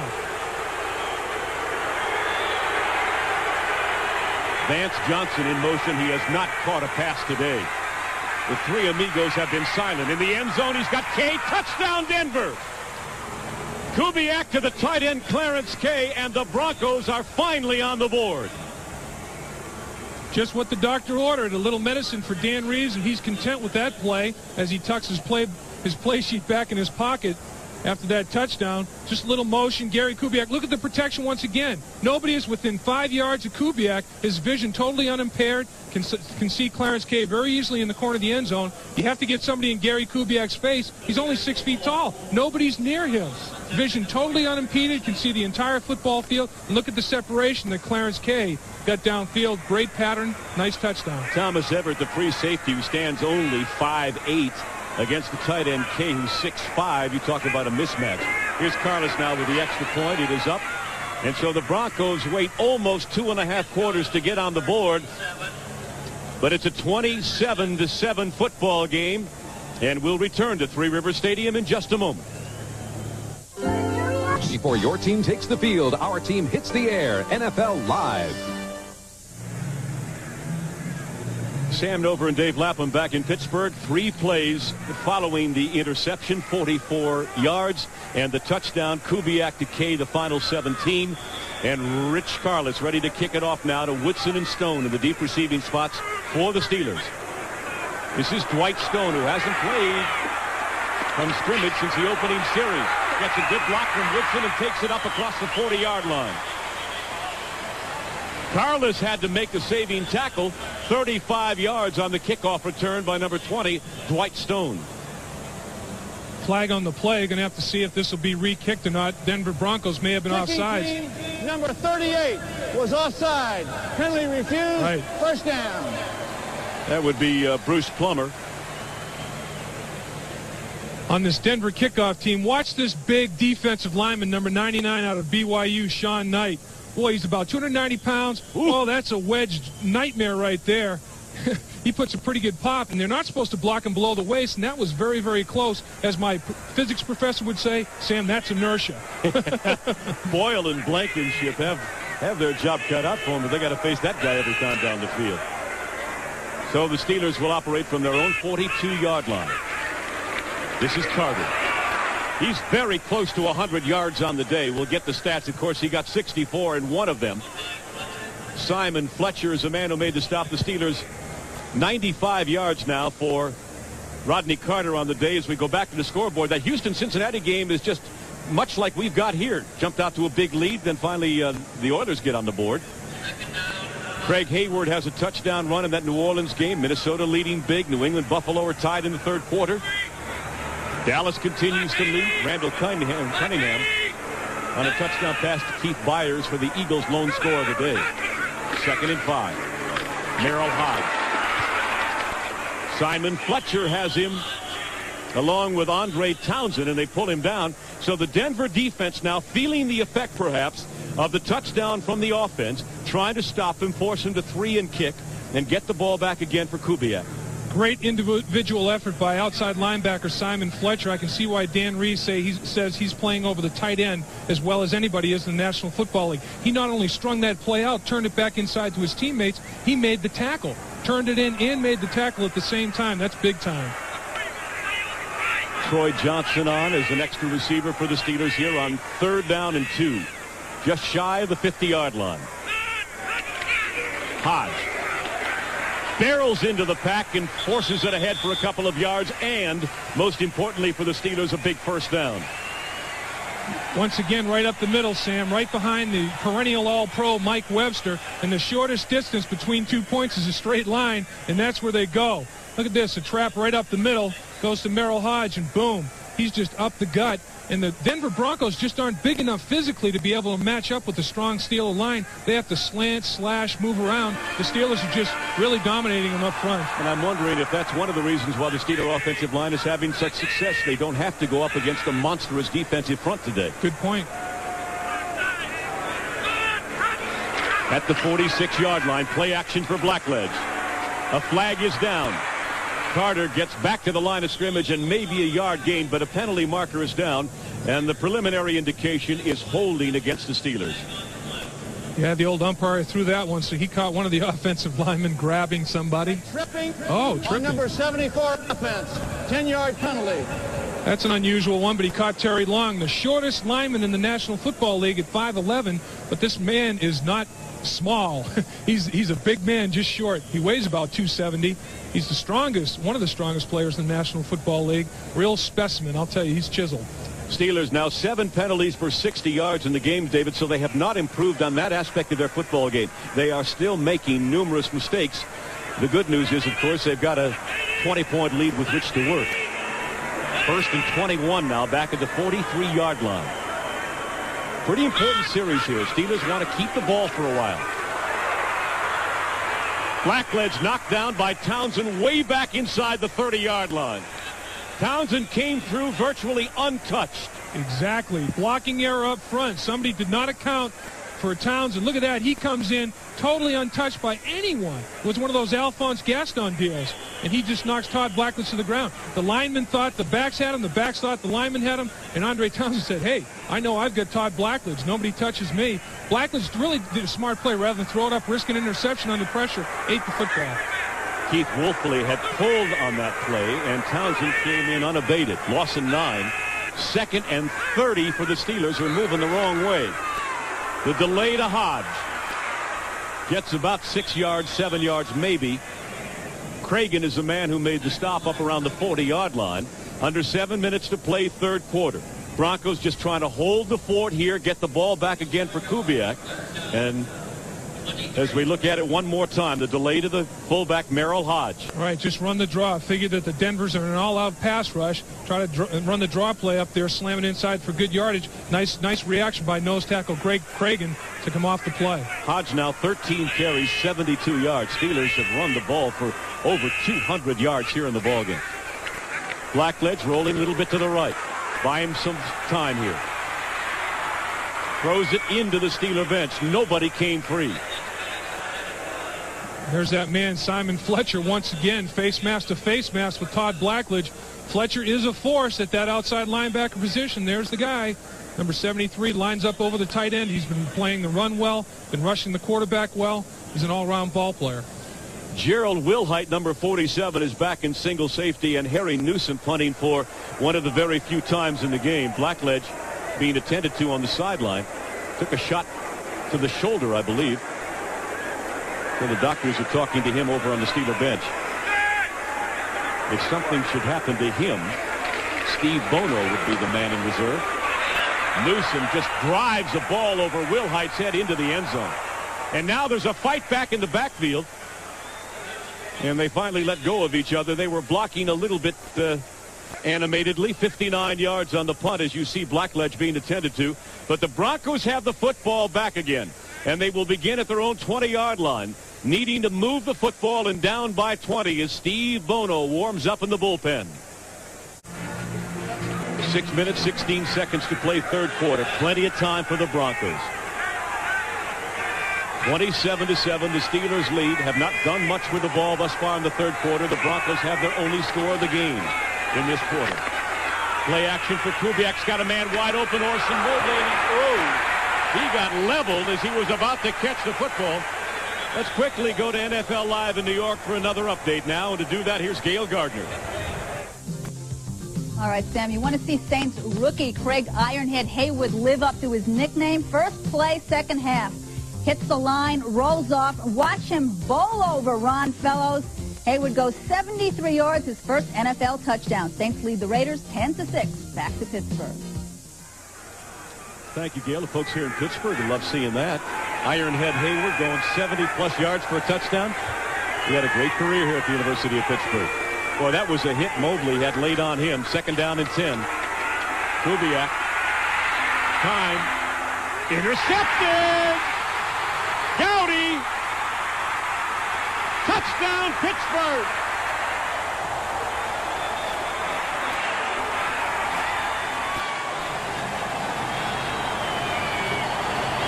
Gowdy was huge on that series. He's the guy that put the hit on Mobley to jar the ball free the play before. Then he times the sideline pattern Kubiak throws, steps right in front of it, golden goalpost time for Gowdy. That shows that Gary Kubiak does not have major league arm strength. You have to put that on a frozen rope, a sideline pattern, and this ball floated. Watch Kubiak, drops back, great protection, steps up in the pocket, and watch, you have to put that on a frozen rope. Gowdy sees the ball, steps right in front, that's 6 points. That's the toughest pass in the NFL to throw as a quarterback. Dave, that's one thing the Steelers have not gotten anything from this year in terms of their defense scoring. In the past years, their defense would turn fumbles into touchdowns, interceptions into touchdowns. It has not happened at all this year, and it's a different football team. They called them out of bounds on the return. Well, so it hasn't happened on this occasion either. They have spotted the ball back at the 12-yard line. They say he stepped out of bounds at the 12-yard line, so negate that touchdown. Here's Carter inside the 10, spinning inside the 5 to the 4-yard line. So our apologies on that. While we were looking at the replays, they remark the ball at the 12-yard line, take the touchdown away from Gowdy, but it doesn't negate the importance of the play. Exactly. And to emphasize the point you made, Sam, about the Steelers' defense scoring, last year they scored 7 touchdowns. Different people returned 5 interceptions for touchdowns and 2 fumbles for touchdowns. They outscored the offensive passing attack last year, 7 touchdowns to 6. And they have not one defensive touchdown this season. That would have been their first. Right. 2nd down and 2. Carter to about the 3, maybe. It'll be 3rd and short. Walt Boyer has him around the ankles. It'll be 3rd down and short for the Steelers here, as the clock continues to turn. Under 5 minutes to play in the 3rd quarter. Once again, don't want to diminish the enormity of Gowdy's interception. Here he comes on the return, tight-roping the sideline here. As he makes his move, plants his left foot to cut back, just went a little bit wide and stepped on the white line. Nice job, the referee right on top of the play. They spot the ball right at the 4-yard line. The end of the sticks are at the 3.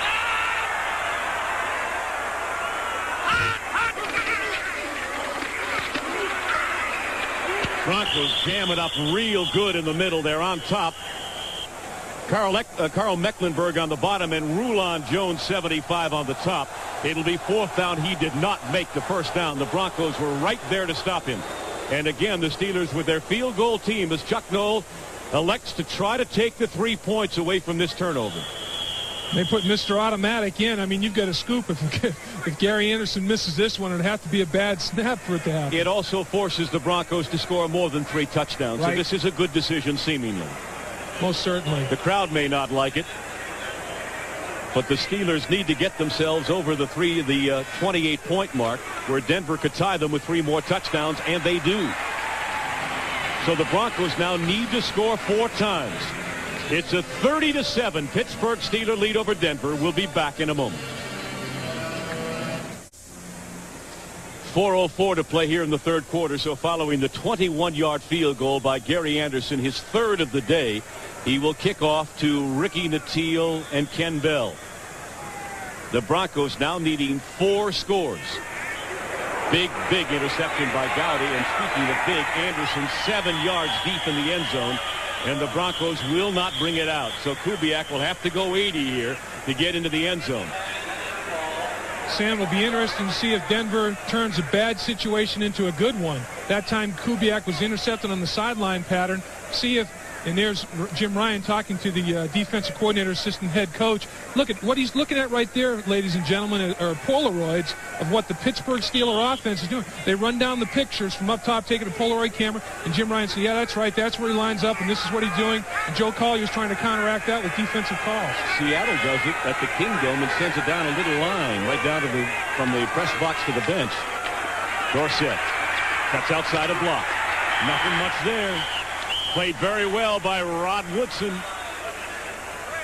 And again, look at Cincinnati scored again. So they answered the Houston touchdown with one of their own. They've increased their lead to 35-7. Bengals will go 7-1. What a first half they've had. New Orleans on the Hayward touchdown that you saw. Atlanta upsetting the Giants. Falcons having a big day. Vikings still big over Tampa Bay, and New England and Buffalo in a death struggle there. Philadelphia's gotten the field goal. Detroit leads Kansas City 7-6. This is 2nd down and 8 now for Denver. Johnson in motion. Kubiak throws it short. Caught by Vance Johnson, I believe his first reception of the day. And Gowdy, who just had a great series in the defensive stand before this one, comes up with a big tackle there. Reminder that coming up on most of these NBC stations, we invite you to stay tuned for the second game of our doubleheader. You'll see either the Jets at Miami, Seattle at the Rams, Indianapolis at San Diego, or Cleveland at the Phoenix Cardinals. We invite you to check your local listing for the time and the game in your area. 1 out of 7 on 3rd down for Kubiak and the Broncos. This is 3rd and 6. Steelers jump again. Tim Johnson, number 78, moved in the line. Jones came all the way free, but my, oh my, David. It's amazing. Knowing that they did this 7 times last week, have you ever seen a run of offsides defensively like this? I certainly haven't. It's a situation. Look, Tim Johnson's right next to the football. All you have to do is peripherally look to see when the ball moves. But they're all listening to Gary Kubiak. He's got them all on the proverbial string, just yanking that string, pulling them offside. Well, it isn't just Kubiak. Moon did it to him last Sunday. Right.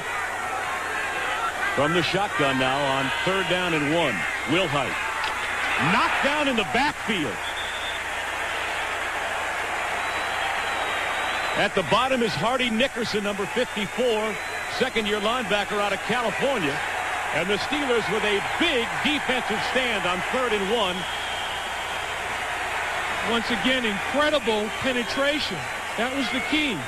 Tremendous defensive charge. Absolutely no surge by the Denver Bronco offensive line, and they're going for this one. With 1:49 to go in the 3rd quarter, Dan Reeves has disregarded his punting team and will go for the 1st down, or at least perhaps try to draw Pittsburgh offside. They're going to run it. What a great stand. Stymied. Sammy Winder got the call. David Little was there with a whole host of players along with Woodson, and the Steeler defensive unit is going crazy out there. And deservedly so. Joe Green, oh, he's got to be happy. The defensive line, 2 plays in a row. Watch the penetration up front. Nobody's going backwards for the Steelers. Everybody's going backwards for the Broncos. And there's a whole host. You're talking 4 or 5 black jerseys got around that football. Unbelievable emotion. This is a team badly in need of pride, self-respect, all of those ingredients that are so much a part of pro football. A team that was maligned last week, ridiculed, laughed at, but they've got their self-respect back today. They lead the Denver Broncos 30-7. In fact, the twice defending AFC champion Denver Broncos. So the Steelers take over at the Denver 29 after the defensive stand, and Hodge is ripped down as he runs smack into Walt Boyer. You're seeing some pretty good defense here. That was just a picture-perfect tackle by Walt Boyer. That's training reel type tackle by big number 65. Carl Mecklenburg's been awfully quiet this afternoon. We haven't called his name very much. He's the defensive stud for the Denver Broncos. Here he's at the bottom of the screen, number 77. Just gets taken down the line of scrimmage by the tight end. Excellent blocking by Gothard. 2nd down and 8. I mentioned Boyer a moment ago. He came home, as did Tony Dorsett and Kenny Karcher. Boyer attended Wilkinsburg High School, was a great basketball player. Into the end zone, Blackledge. In and out of the hands intended for Louis Lips. The coverage by Mark Haynes, who's just having a great year. This 9-year veteran out of Colorado has done everything that Dan Reeves has asked of him. And former New York Giant star. Yeah, Haynes is a good one. He's a former All-Pro when he was with the New York Giants. He's a classic act. And there's Blackledge, great protection, just lost the ball. Threw the ball. The only place where Lips, the receiver, could catch it. Haynes had great coverage, but the only guy that could come up with that ball was Lips. That was a nice throw by Todd Blackledge, even with the great coverage. 3rd down and 8. At the Bronco 27.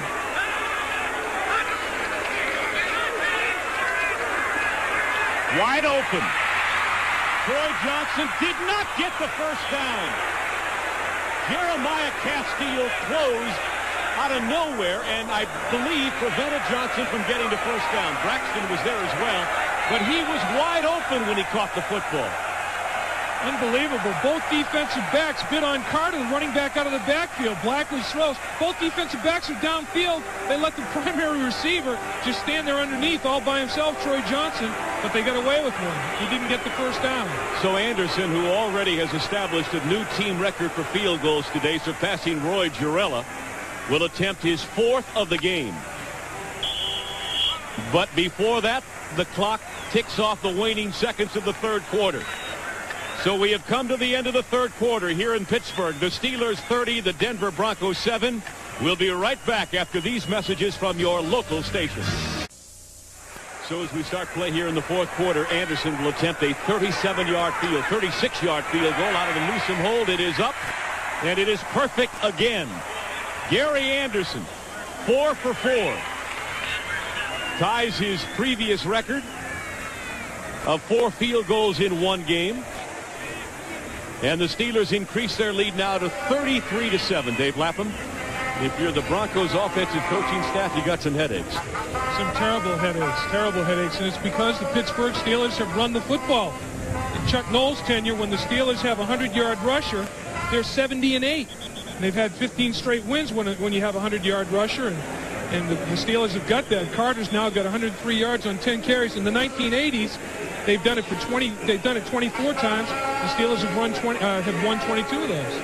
This telecast is presented by authority of the National Football League, and it's intended for the private use of our audience. Any rebroadcast or other use of the telecast without the express written consent of the Pittsburgh Steelers and the National Football League is prohibited.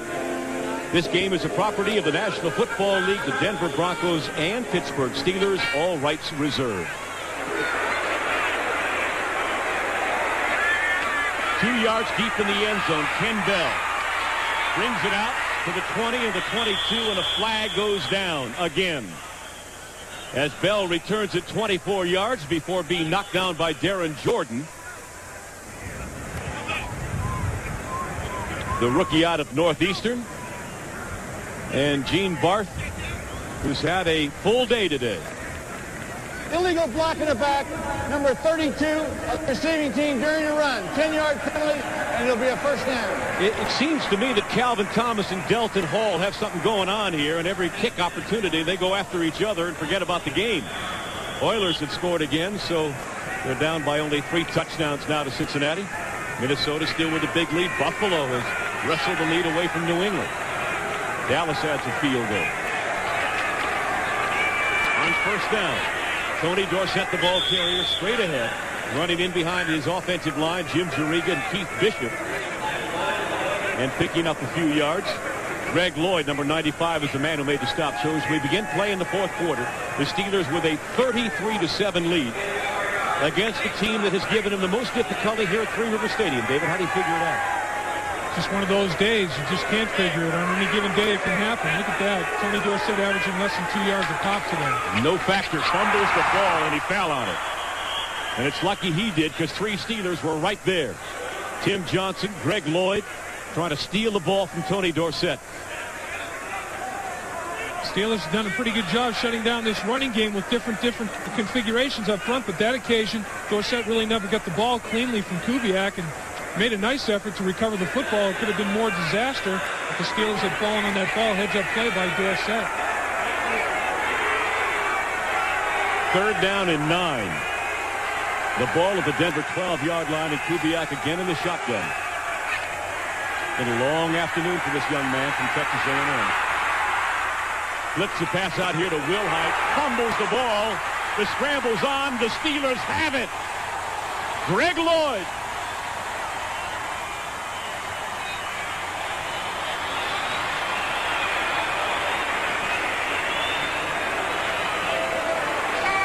Greg Lloyd with a little celebration. Kubiak runs out of the pocket. Gerald Wilhite's right in front of him. Receives the pass well. Starts to make a move. Just absolutely stoned by Hinkle. Then it's a mad rush for the football. And, of course, Lloyd comes up with the golden nugget. Just tragedy struck, as we mentioned, wanted to avoid the fumble, and then Denver unfortunately had one. Wilhite was given that ball up before he even got hit by Hinkle, but that's the 4th turnover of the day for the Broncos, who go from a -3 in giveaway takeaway to -7. Straight ahead, the ball carrier, Frank Pollard, who we were just commenting about during the last commercial break, David. We hadn't seen since he fumbled, although it's understandable with Hodge and Rodney Carter having the kind of day they're having, but Pollard's back in the lineup now. Yeah, that's interesting. I wonder if it's just that Pollard, a little bit injury factor earlier in the season, and plus the other running backs a little younger. Sam, they're just got it up in the bit today. Everybody's executing very well. I guess they feel the best thing to do is keep the backs in a rotation. Warren Williams now on with Pollard. Frank Pollard started this day needing 40 yards to become the third-time leading rusher in Steeler history, so maybe they'll try to get it to him here in the fourth quarter, because the Steelers would like to do some work on the clock.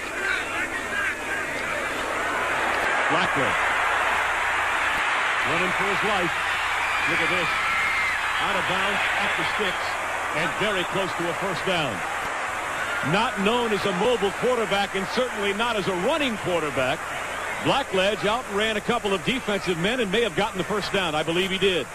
Walt Boyer's out there on sheer guts, it looks like. He couldn't run on that play. We've got another look at that. Look at number 65 in the white trying to track Todd Blackledge down. As Todd Blackledge breaks contain, he starts to run to his right. Watch 65. Look at him limp. He can't run. And Todd Blackledge is able to turn the corner because Walt Boyer, obviously injured, staying in the football game. First and goal at the Denver 7-yard line. Steelers 33, the Broncos 7. In a game to get their self-respect back, Pollard pulled out of the backfield. A good play by Mike Harden, number 31, the 9-year veteran out of Michigan who has not stopped in this game. He has not quit playing. Clock continues to run, under 12 and a half minutes to go in the fourth quarter. That's one thing that Dan Reeves' football team will never do. I'll tell you that, Sam, is these guys, as we said earlier, defending AFC champs, have done it 2 years in a row, trying to be the third team since the Miami Dolphins to get to the Super Bowl. There's no quit in Dan Reeves, and that filters down to his ball club. Absolutely no quit in the Denver Broncos. From the 5-yard line, still second down and goal. Blitz in motion. Traps at Pollard, and nothing's there as Denver closes it down very quickly. Carl Mecklenburg, number 77. Mecklenburg, if you've seen Denver in the past, and I'm sure you have, are used to seeing him jump around a lot, but they set him on the inside this year, David, more often than not. Right. That time he lined up as a defensive end. He got penetration on the inside to throw Pollard for loss, but as you mentioned, Sam, you'll see him an inside linebacker. The reason they did that is he was lining up on the outside, people running away from Carl Mecklenburg. So the staff felt put him in the middle so he can make more plays so people can't run away from him. And this guy, the Snow Goose boy, he can play some football. Snow Goose? Third and goal inside the 5. Carter in the backfield. Well, Pollard's the lone setback. Blackledge over the middle, incomplete. Pass, I believe, was intended for Louis Lips, but it was so errant that it was hard to figure out who the intended receiver was. And on that play, Carl Mecklenburg was back in his inside linebacker position and got a drop into the end zone to make it a tough read for Todd Blackledge. So here's the versatility of Mecklenburg. Defensive end, one snap, next snap lines up at inside linebacker, and doing it with a broken thumb. The guy's got a cast on his hand. He missed the Raiders game because of a broken thumb, but still playing. Well, this would tie his own team record of 5 field goals. Gary Anderson attempting a chip shot 22-yarder. He is perfect 5 for 5 today. And a 36-7 Pittsburgh Steeler lead. 10:57 to play in this one from Three Rivers. If I misled you earlier about Gary Anderson's 4 field goals being a team record, I apologize. That was his best since 1986. He does, however, with his 5th field goal, tie a team record. This is Bell getting outside at the 30. And Anderson, for the second time today, has had to make the tackle, and a marker is down. We're going to call a late hit over there. Bell was clearly out of bounds, 3, 4, 5 yards out of bounds, and we shoved one more time. Once again, referees working hard to keep control of the football game. Tempers are short. I can't imagine that he enjoys making the tackle. I think it's something he'd like to avoid. Late hit out of bounds, number 29 defense, 15 yards, first down. Cornell Gowdy with a late hit after the 33-yard return here by Bell. And it wasn't a big hit, but he was clearly out of bounds. Gowdy pulled off of it a little bit, but it was an error to even hit him at all. And the referees once again saying, hey, we're not going to let this slip out of control whatsoever. So all of a sudden the Broncos find themselves at the Steeler 49-yard line. And Kubiak will go back to work again.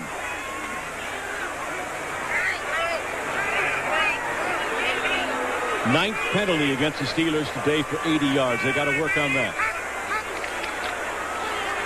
This has certainly for them been a step in the right direction, but it's not a panacea. A great catch by Kay at the 30-yard line and falls forward to the 25 in the grasp of Brian Hinkle, and he and David Little start to talk a bit.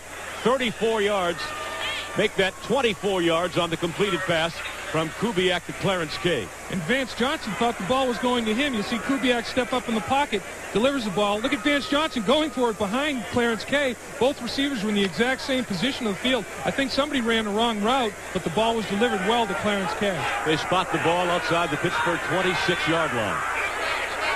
Steelers lead at 36-7. The Broncos need to get this offense in gear for their own edification, if for nothing else. And he throws that one in behind the intended receiver, Steve Sewell, the 4-year back out of Oklahoma. As we again check scores, and Houston has scored again. The Bengals got a game on their hands now. New Orleans has increased their lead over the Raiders. Atlanta's increased theirs over the Giants. Minnesota's increased theirs over Tampa Bay, so the rich get richer today, huh, David? That's right, that's right. Look at that, Buffalo on top. That's a dogfight between Buffalo and New England. What would you call Detroit, Kansas City at 7-6? Battle of ineptitude, I guess. I don't know. I'll let you say it. 9:59 to go, fourth quarter. Denver now with a 2nd down and 10 at the Steelers 26. Kubiak again from the shotgun. Throws it down, wide open receiver. He caught the ball and dropped it out of bounds. Mark Jackson did not have control of the football when he went out of bounds. And the fact of the matter is, the Denver receivers have been open on a number of occasions today, but as you pointed out, David, so appropriately, I think the Kubiak is hanging the ball in the air. If it were Elway's firepower from his right arm, it would get there a lot sooner. That was a catchable ball, though. I'm going to hang the hat on Mark Jackson for juggling that one. But the offensive line, Sam, though, I've been in this scenario. You're down by almost 30 points. They know that you know you have to pass block every play. They're giving Kubiak plenty of time to throw the football. I take my hat off to them. Absolutely. They've done a good job. 3rd down and 10. Little pressure now. Now they get to him. Brian Hinkle knocking him down at the 33-yard line. Here comes a late flag. And I think they've got a Steeler again. Yeah, I believe you're right. Which, if that is the case, can only be described as stupid. Lack of poise on that situation. It was something was either spoken or there was a late hit. We'll have to see what's determined here. Gene Barth now is coming all the way across the field to talk to Chuck Noll about this one. He's upset, obviously. Looked like a hit to the head he was signifying. Like a head slap, which, of course, is illegal. Personal foul, disqualification. Number 95 Ooh. Defense, 15 yards. Oh! Greg Lloyd. A little emphatic about his disqualification there as the young player. His first regular season game ever. A frustrated young man who last year got hurt on the 2nd day of training camp, sat out the entire year, came back this year, got hurt in the Philadelphia Eagles game. Here's Kubiak fighting for his life right now. He's down. And we'll see what happens. It must be after that. Lloyd must turn around and just pop him in the chops after the play. 1st down and 10 as Dorsett carries the ball inside the 15-yard line, stopped by Cornell Gowdy. This Greg Lloyd is a very interesting study, David. You know, as a former player, what it's like to have one operation, let alone more than one. In '87, he had complete knee reconstruction on one knee, and this year he's had a scope on the other knee. See what happens here. There it is, right there. Oh, all he did was strip jerk the ball. That's right. Oh, there it is, oh, the second one. Then he slapped him in the face after he jerked the ball. Here's a pass in the end zone intended for Vance Johnson is incomplete, and Johnson looking for interference. So in some ways, this game has deteriorated as we've gone along, with 9:04 yet to play in the 4th quarter.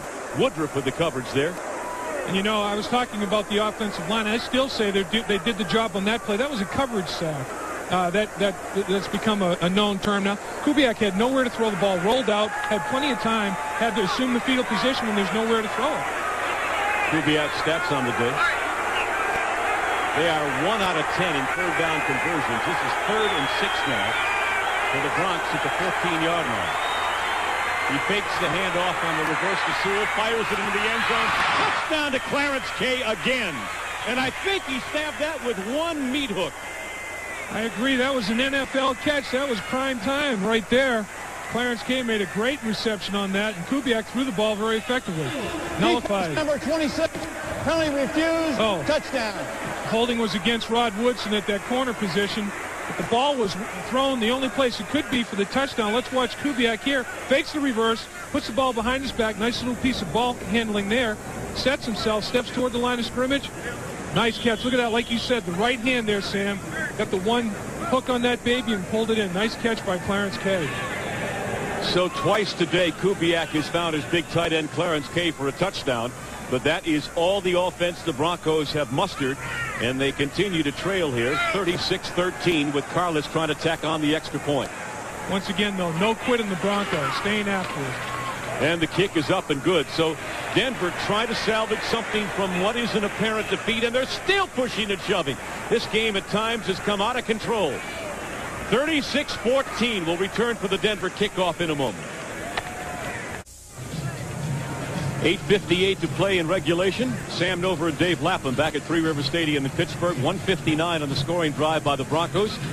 Clarence Kay's second touchdown catch of the day. Gary Kubiak's second touchdown pass. And a 5-yard illegal use of the hands penalty on the extra point against Aaron Jones of the Steelers enforced on the kickoff. So Rich Carlos will kick the ball from the 40 rather than the 35-yard line. And an onside kick designation over there. Everybody's to the left of Carlos. And that's exactly what they're doing. The ball is free, caught by the Steelers. Good hands by the man at the bottom of the pile. I believe it's Ouija Thompson, the receiver it was. And he covered up so the Steelers will take over with excellent field position at their own 49-yard line. David, if you will, I'd like to make one comment. The frequency of fights today, it just dawned on me during that commercial break, and the rough tactics may be, in one regard, the fact that the Steelers have been intimidated the last couple of games, particularly against the Houston Oilers. They were pushed around. They were laughed at by the media all week. They've been ridiculed. Chuck Noll is not used to his team being intimidated. The Steelers have always been the intimidator. And so today they're taking nothing from anybody. And so that may have cost some of the fisticuffs that we've seen on the field. Pollard inside the 50 to the 47-yard line, a gain of about 4. Greg Lloyd has been sent to the dressing room, and I believe he was told by Chuck Noll to go there. Oh, he has to. He was kicked out of the game. He can't remain on the field. Once you're expelled from the ball game, you can't even remain on the sideline. It's shower time. Well, he tried to stay around. I think Noll had to remind him that it's get off the field. Plus, it's a nice fine. You're looking at a $500 fine for being expelled from the game. Second down and 7. Steelers now trying to work on the clock under 8.5 minutes to go. They lead it 36-14. Warren Williams, the rookie out of Miami, the ball carrier, a 6th-round draft choice. They have run the ball very effectively, which is exactly what they've wanted to do. Look at that. 177 yards between the two primary carriers here this afternoon, Carter and Hodge. Exactly 200 there. Right. Once you factor in Lipps' reverse, you got 200 yards rushing. And that'll win you a lot of football games when you run for 200 yards. And, of course, you add in what Williams has done, and Blackledge has run with the ball effectively in a scramble. They're well over 200 yards today. Pittsburgh in 3rd and 4. They've only converted 3 of 11 third-down situations. Carter tries to go outside, cuts it back. Rather running to gain a yard or 2, but he'll be shy of the first down. It'll be 4th down and a couple of yards to go for the Steelers. As we again check scores around the league, not much has changed there. Minnesota has scored again. Allen Rice with a 4-yard run. Big day for the Vikings. And Detroit and Kansas City continue right along. 2-run homer in the bottom of the 9th. They'll win that one. Harry Newsom back to punt. Gerald Wilhite to receive. Good high punt. Wilhite lets it go. Takes a Denver bounce into the end zone, 43 yards. He gets credit for all of it. And so with 6:54 to go in regulation. And the crowd starting to file out of Three River Stadium as they did last week, but they are a happy crowd this Sunday instead. No, we have not moved to another stadium if you've just joined us. There were 50,000 people here when this game began, but they are leaving rapidly now because it has begun to rain in Pittsburgh. And so while we had 49,000 plus to start the game, I would say we couldn't have more than 15 or 20 left in the building. They have moved out of here in a hurry as the Broncos begin at their own 20-yard line.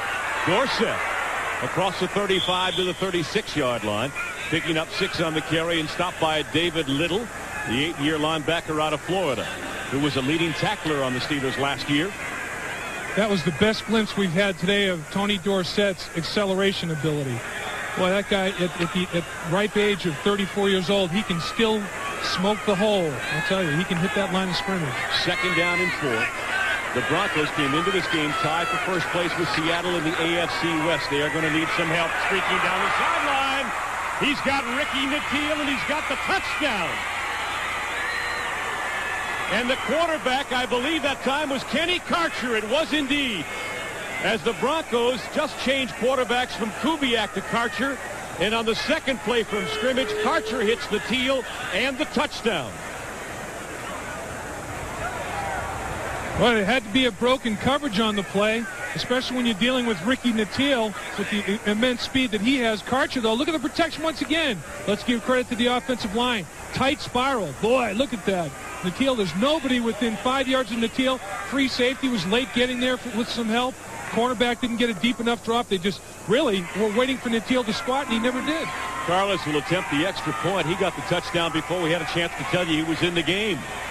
And what a thrill that must be for Kenny Karcher. He is a native of Pittsburgh, coming home for his first ever performance, the third-string quarterback who spent some time at Notre Dame before transferring to Tulane, a product of Shaler High School. He grew up within 5 miles of Three River Stadium, David.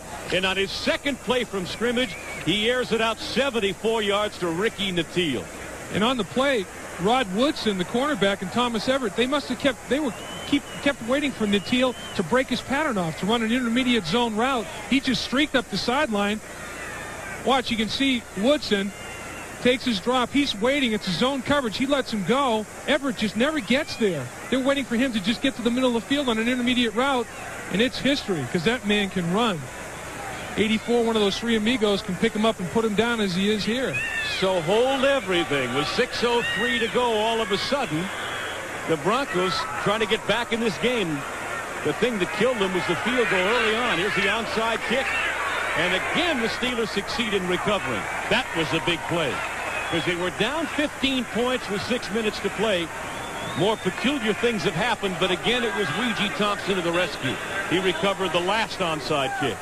And, of course, he's a member of the hands team. You put as many wide receivers, running backs, people that are accustomed to handling the football up front on an onside kick as you possibly can. Well, this has been a crazy one, hasn't it? It's been a wild one. So the Steelers now will begin play at the Denver 47-yard line, nursing their 15-point lead. Blackledge has gone all the way at quarterback, and this is Hodge off his own left side for 3 or 4 yards.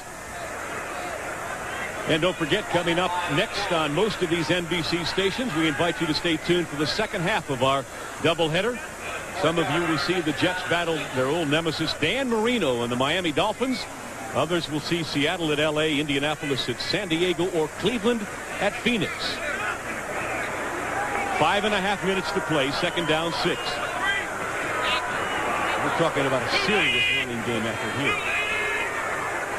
Steelers trying to work on the clock and trying to pick up a first down or two to sustain the drive. Keep the ball away from Karcher. He's dangerous. Completed pass for the first down. In the seam, Louis Litz.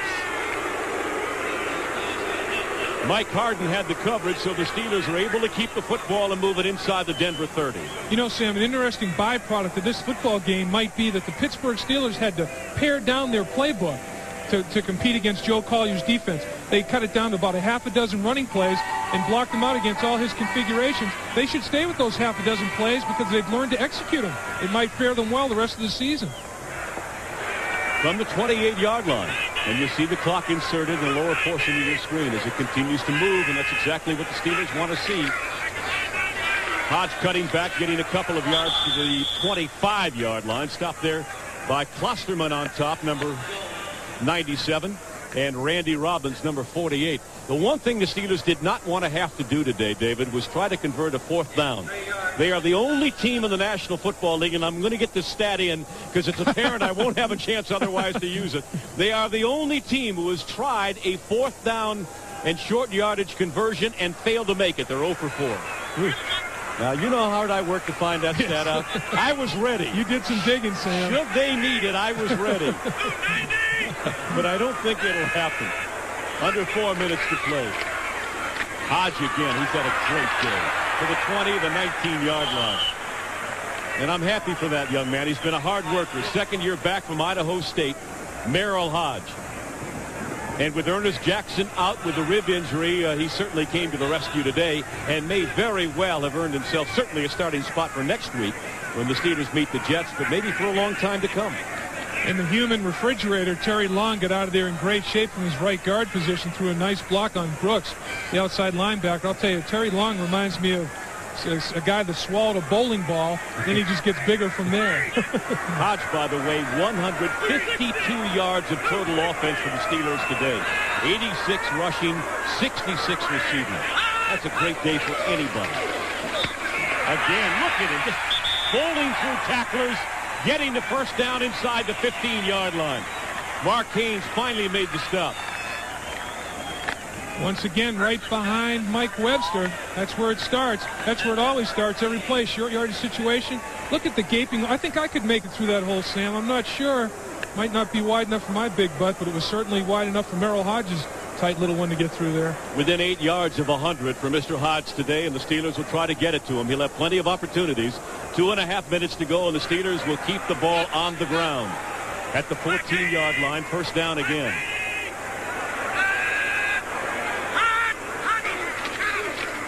Hodge again. Doesn't want to give up. Well, that puts a crimp into his dream of a 100-yard day. Losing a few to Mecklenburg, and the Steelers will roll it down to the 2-minute warning.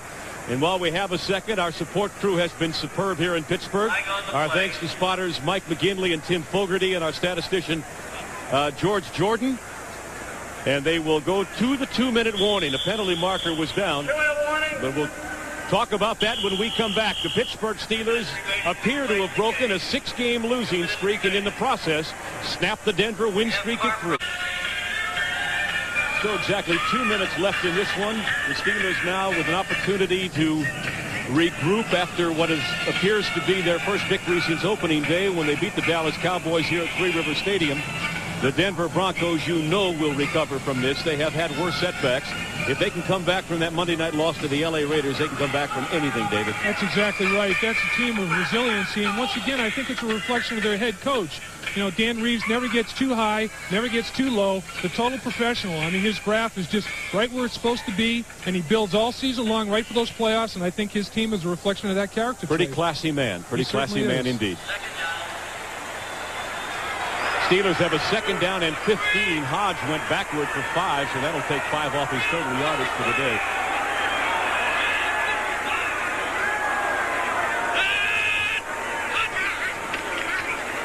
Not a delay.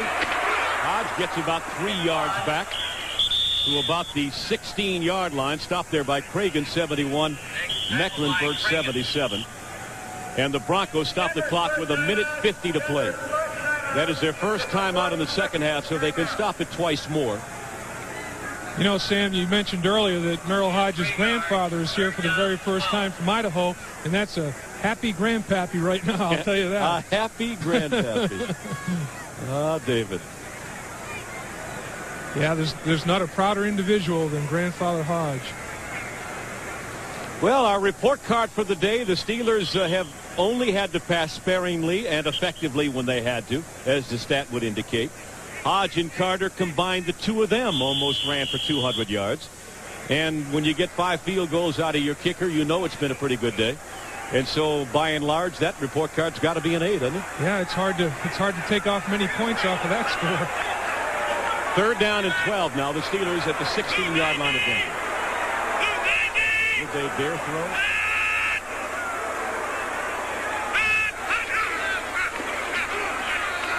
On the draw to Hodge again. He got a few inside the 15 to maybe the 13-yard line. Cragen is the man who made the stop, and Hodge is down. He may have been hurt on the play. As Denver calls timeout, he's either injured or tired, and now as he slowly gets up, it occurs to me he's probably tired. He's carried the ball more times today than probably since his senior year in college. Here's the Denver report card. Of course, they had to establish a ground game and weren't very successful in doing that, putting a big burden on Gary Kubiak's shoulders, and it was a tough situation for any quarterback. And of course, as you mentioned, Sam, he had not had many starts in his 6-year career. And of course, the defense gave up 379 yards to the Steelers. Anderson will attempt a team record 6 field goals. From the 20, a 30-yard attempt by Gary Anderson is up, and it is good. Hit the upright and bounced in. Hit that left upright. Shows you what kind of day it's been for the Steelers. So Gary Anderson, in the process of this 39-21 victory, sets a new team record, 6 field goals in one game. What a day. It's amazing. The Denver Broncos, number 3 in the National Football League, giving up only 101 points on the season, and the Steelers are able to accumulate 39 this afternoon. Averaged only 14, only giving up a little over 14, almost 14 and a half a game. I wonder if the handwriting wasn't in fact on the table for Denver's defense, in the respect, David, that San Francisco ran all over them a few weeks ago. By and large, you don't run effectively against Denver, but John Settle ran for 125 yards for Atlanta last Sunday, even in the Falcons' loss. So the Steelers and other teams are starting to see some vulnerable aspects to Joe Collier's defense, his running defense anyway. Right. Number 1 in the AFC against the rush in 86, dropped to number 9 in 87, have plummeted to 26 this year. That's not a good trend. Anderson kicking again to Bell in the teal. It's way short. This is Bell at the 15. Finds a hole in the middle to the 30, 35, and a good return. And another flag comes flying in as Warren Williams, the Miami rookie, makes the stop. And there's an injured Steeler, or one getting up very slowly again. And the penalty indication is against Denver. So with 1:33 to play, Cornell Gowdy got up slowly, but he's had a pretty thorough afternoon himself, has he not? Certainly has. Holding, number 56 during a run back. 10-yard penalty, first down. So the Denver lead in the all-time series over the Pittsburgh Steelers now will drop to 8-6-1. And their record here at Three River Stadium is 5-4. The Steelers now with a 3-deep zone using Lupe Sanchez 28, Delton Hall 35. And they're just going to sit back and let Mr. Kubiak have everything in front of them. And he fires downfield and incomplete. Oh, it's Karcher. I beg your pardon. It's not Gary Kubiak, but Kenny Karcher, who last time out threw the 74-yard bomb for the touchdown. And again, we invite you to stay tuned on most of these NBC stations to the second game of our doubleheader, the Jets at Miami. As you can see our list, the Rams are home to Seattle. That should be an excellent ball game. And Seattle will have known before they take the field that they can have undisputed possession of first place in the AFC West with a victory today because of this Denver loss. Karcher it is again on second down. Sorry to Kenny Karcher fans. Throws it complete at the 40-yard line. Vance Johnson with the first down reception. So Karcher, who was the quarterback on all 3 replacement games for Denver, winning 2 of them, gets a chance now to perform in the regular season with the big guys and is doing very nicely, thank you. Even in this kind of situation. Fires for Johnson again, almost intercepted by Sanchez. Stops the clock with exactly a minute to play in the game. I'm impressed with Karcher's throwing mechanics. Of course, I never threw the ball very often, but I watched a lot of good quarterbacks throw the football, and he's got a nice touch, nice tight spiral. Oh, Lupe Sanchez almost had himself a pick, but it would have been tough for him to come down and maintain both feet in bounds for possession. As you get a good shot of Kenny Karcher, as I mentioned, he was a Shaler High School product here in the Pittsburgh area, was a parade All-American, and is now, along with his wife, studying in the Denver Seminary. Wants to become a pastor when his football days are over, or maybe even during them, for all I know. The screen to Seward. To midfield, and another first down for the Broncos. And Kenny Karcher uses a timeout. Dwayne Woodruff is the man who made the stop. So the clock stops with 49 seconds to go in the game as number 49, Dwayne Woodruff, makes the last tackle. And Karcher will go over and talk to his offensive mentor, Dan Reeves. It is time now for the Most Valuable Player Award, sponsored by Budweiser, and today's MVP is Steeler running back Merrill Hodge. Budweiser will make a contribution to the United Way on behalf of all the MVPs selected in today's games. Total offensive yardage for Merrill Hodge today, over 150 running and receiving. Quite an afternoon for that young man. Budweiser for Merrill Hodge and for grandfather Hodge from Idaho, who made the trip out to watch his son perform to the, or his grandson, I should say, perform to the utmost. That's Ernest Jackson, the man whose job he may have taken with the performance today, not in uniform today. 160 is our official stat on Merrill Hodge, total offense. Karcher pump fakes. Wants another bomb downfield, and it's incomplete. Intended for Vance Johnson. Double coverage. Everett was down there, 27.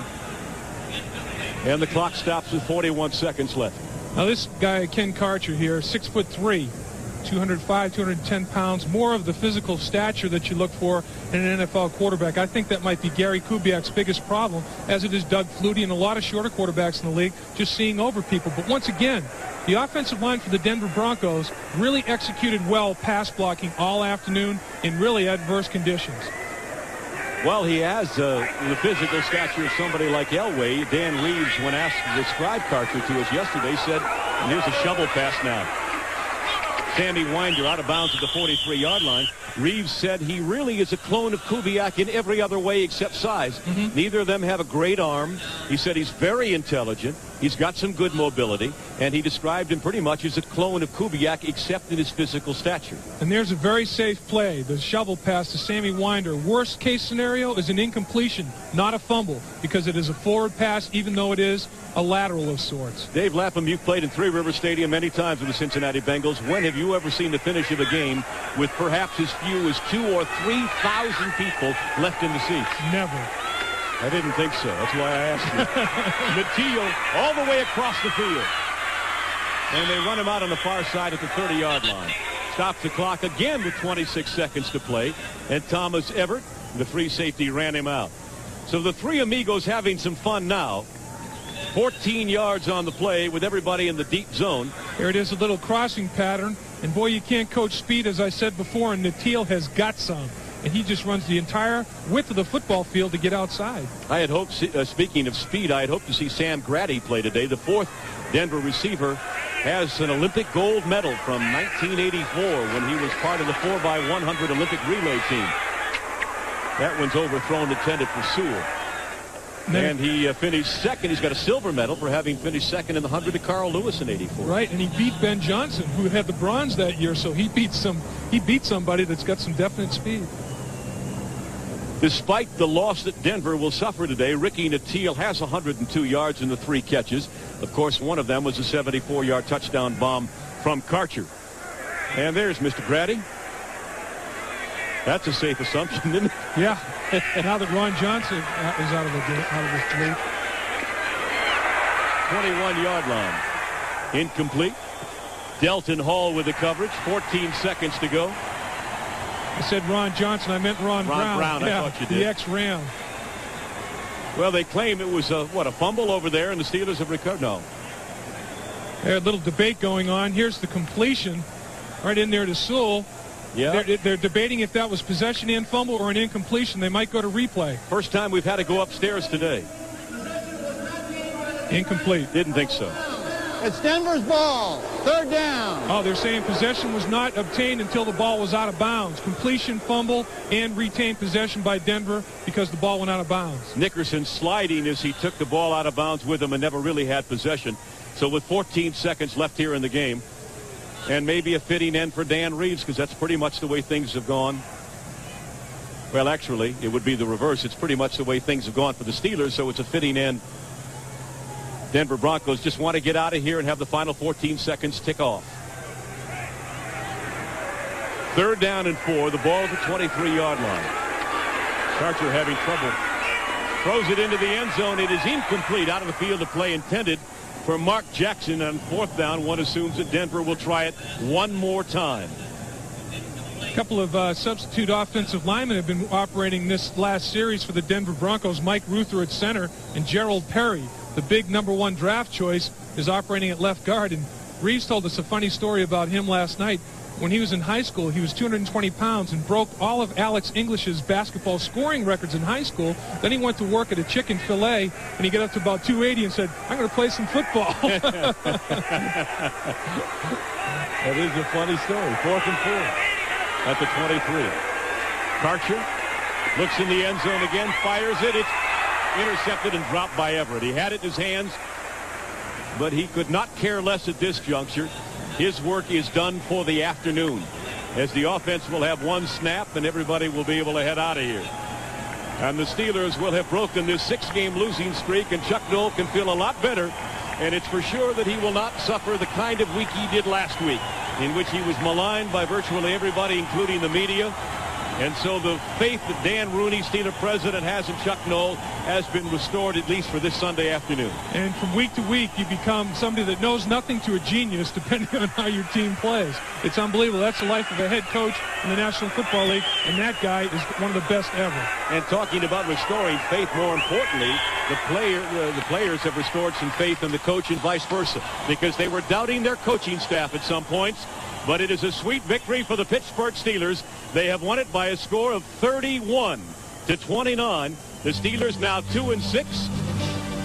We'll continue to review the action of today's game in just a moment.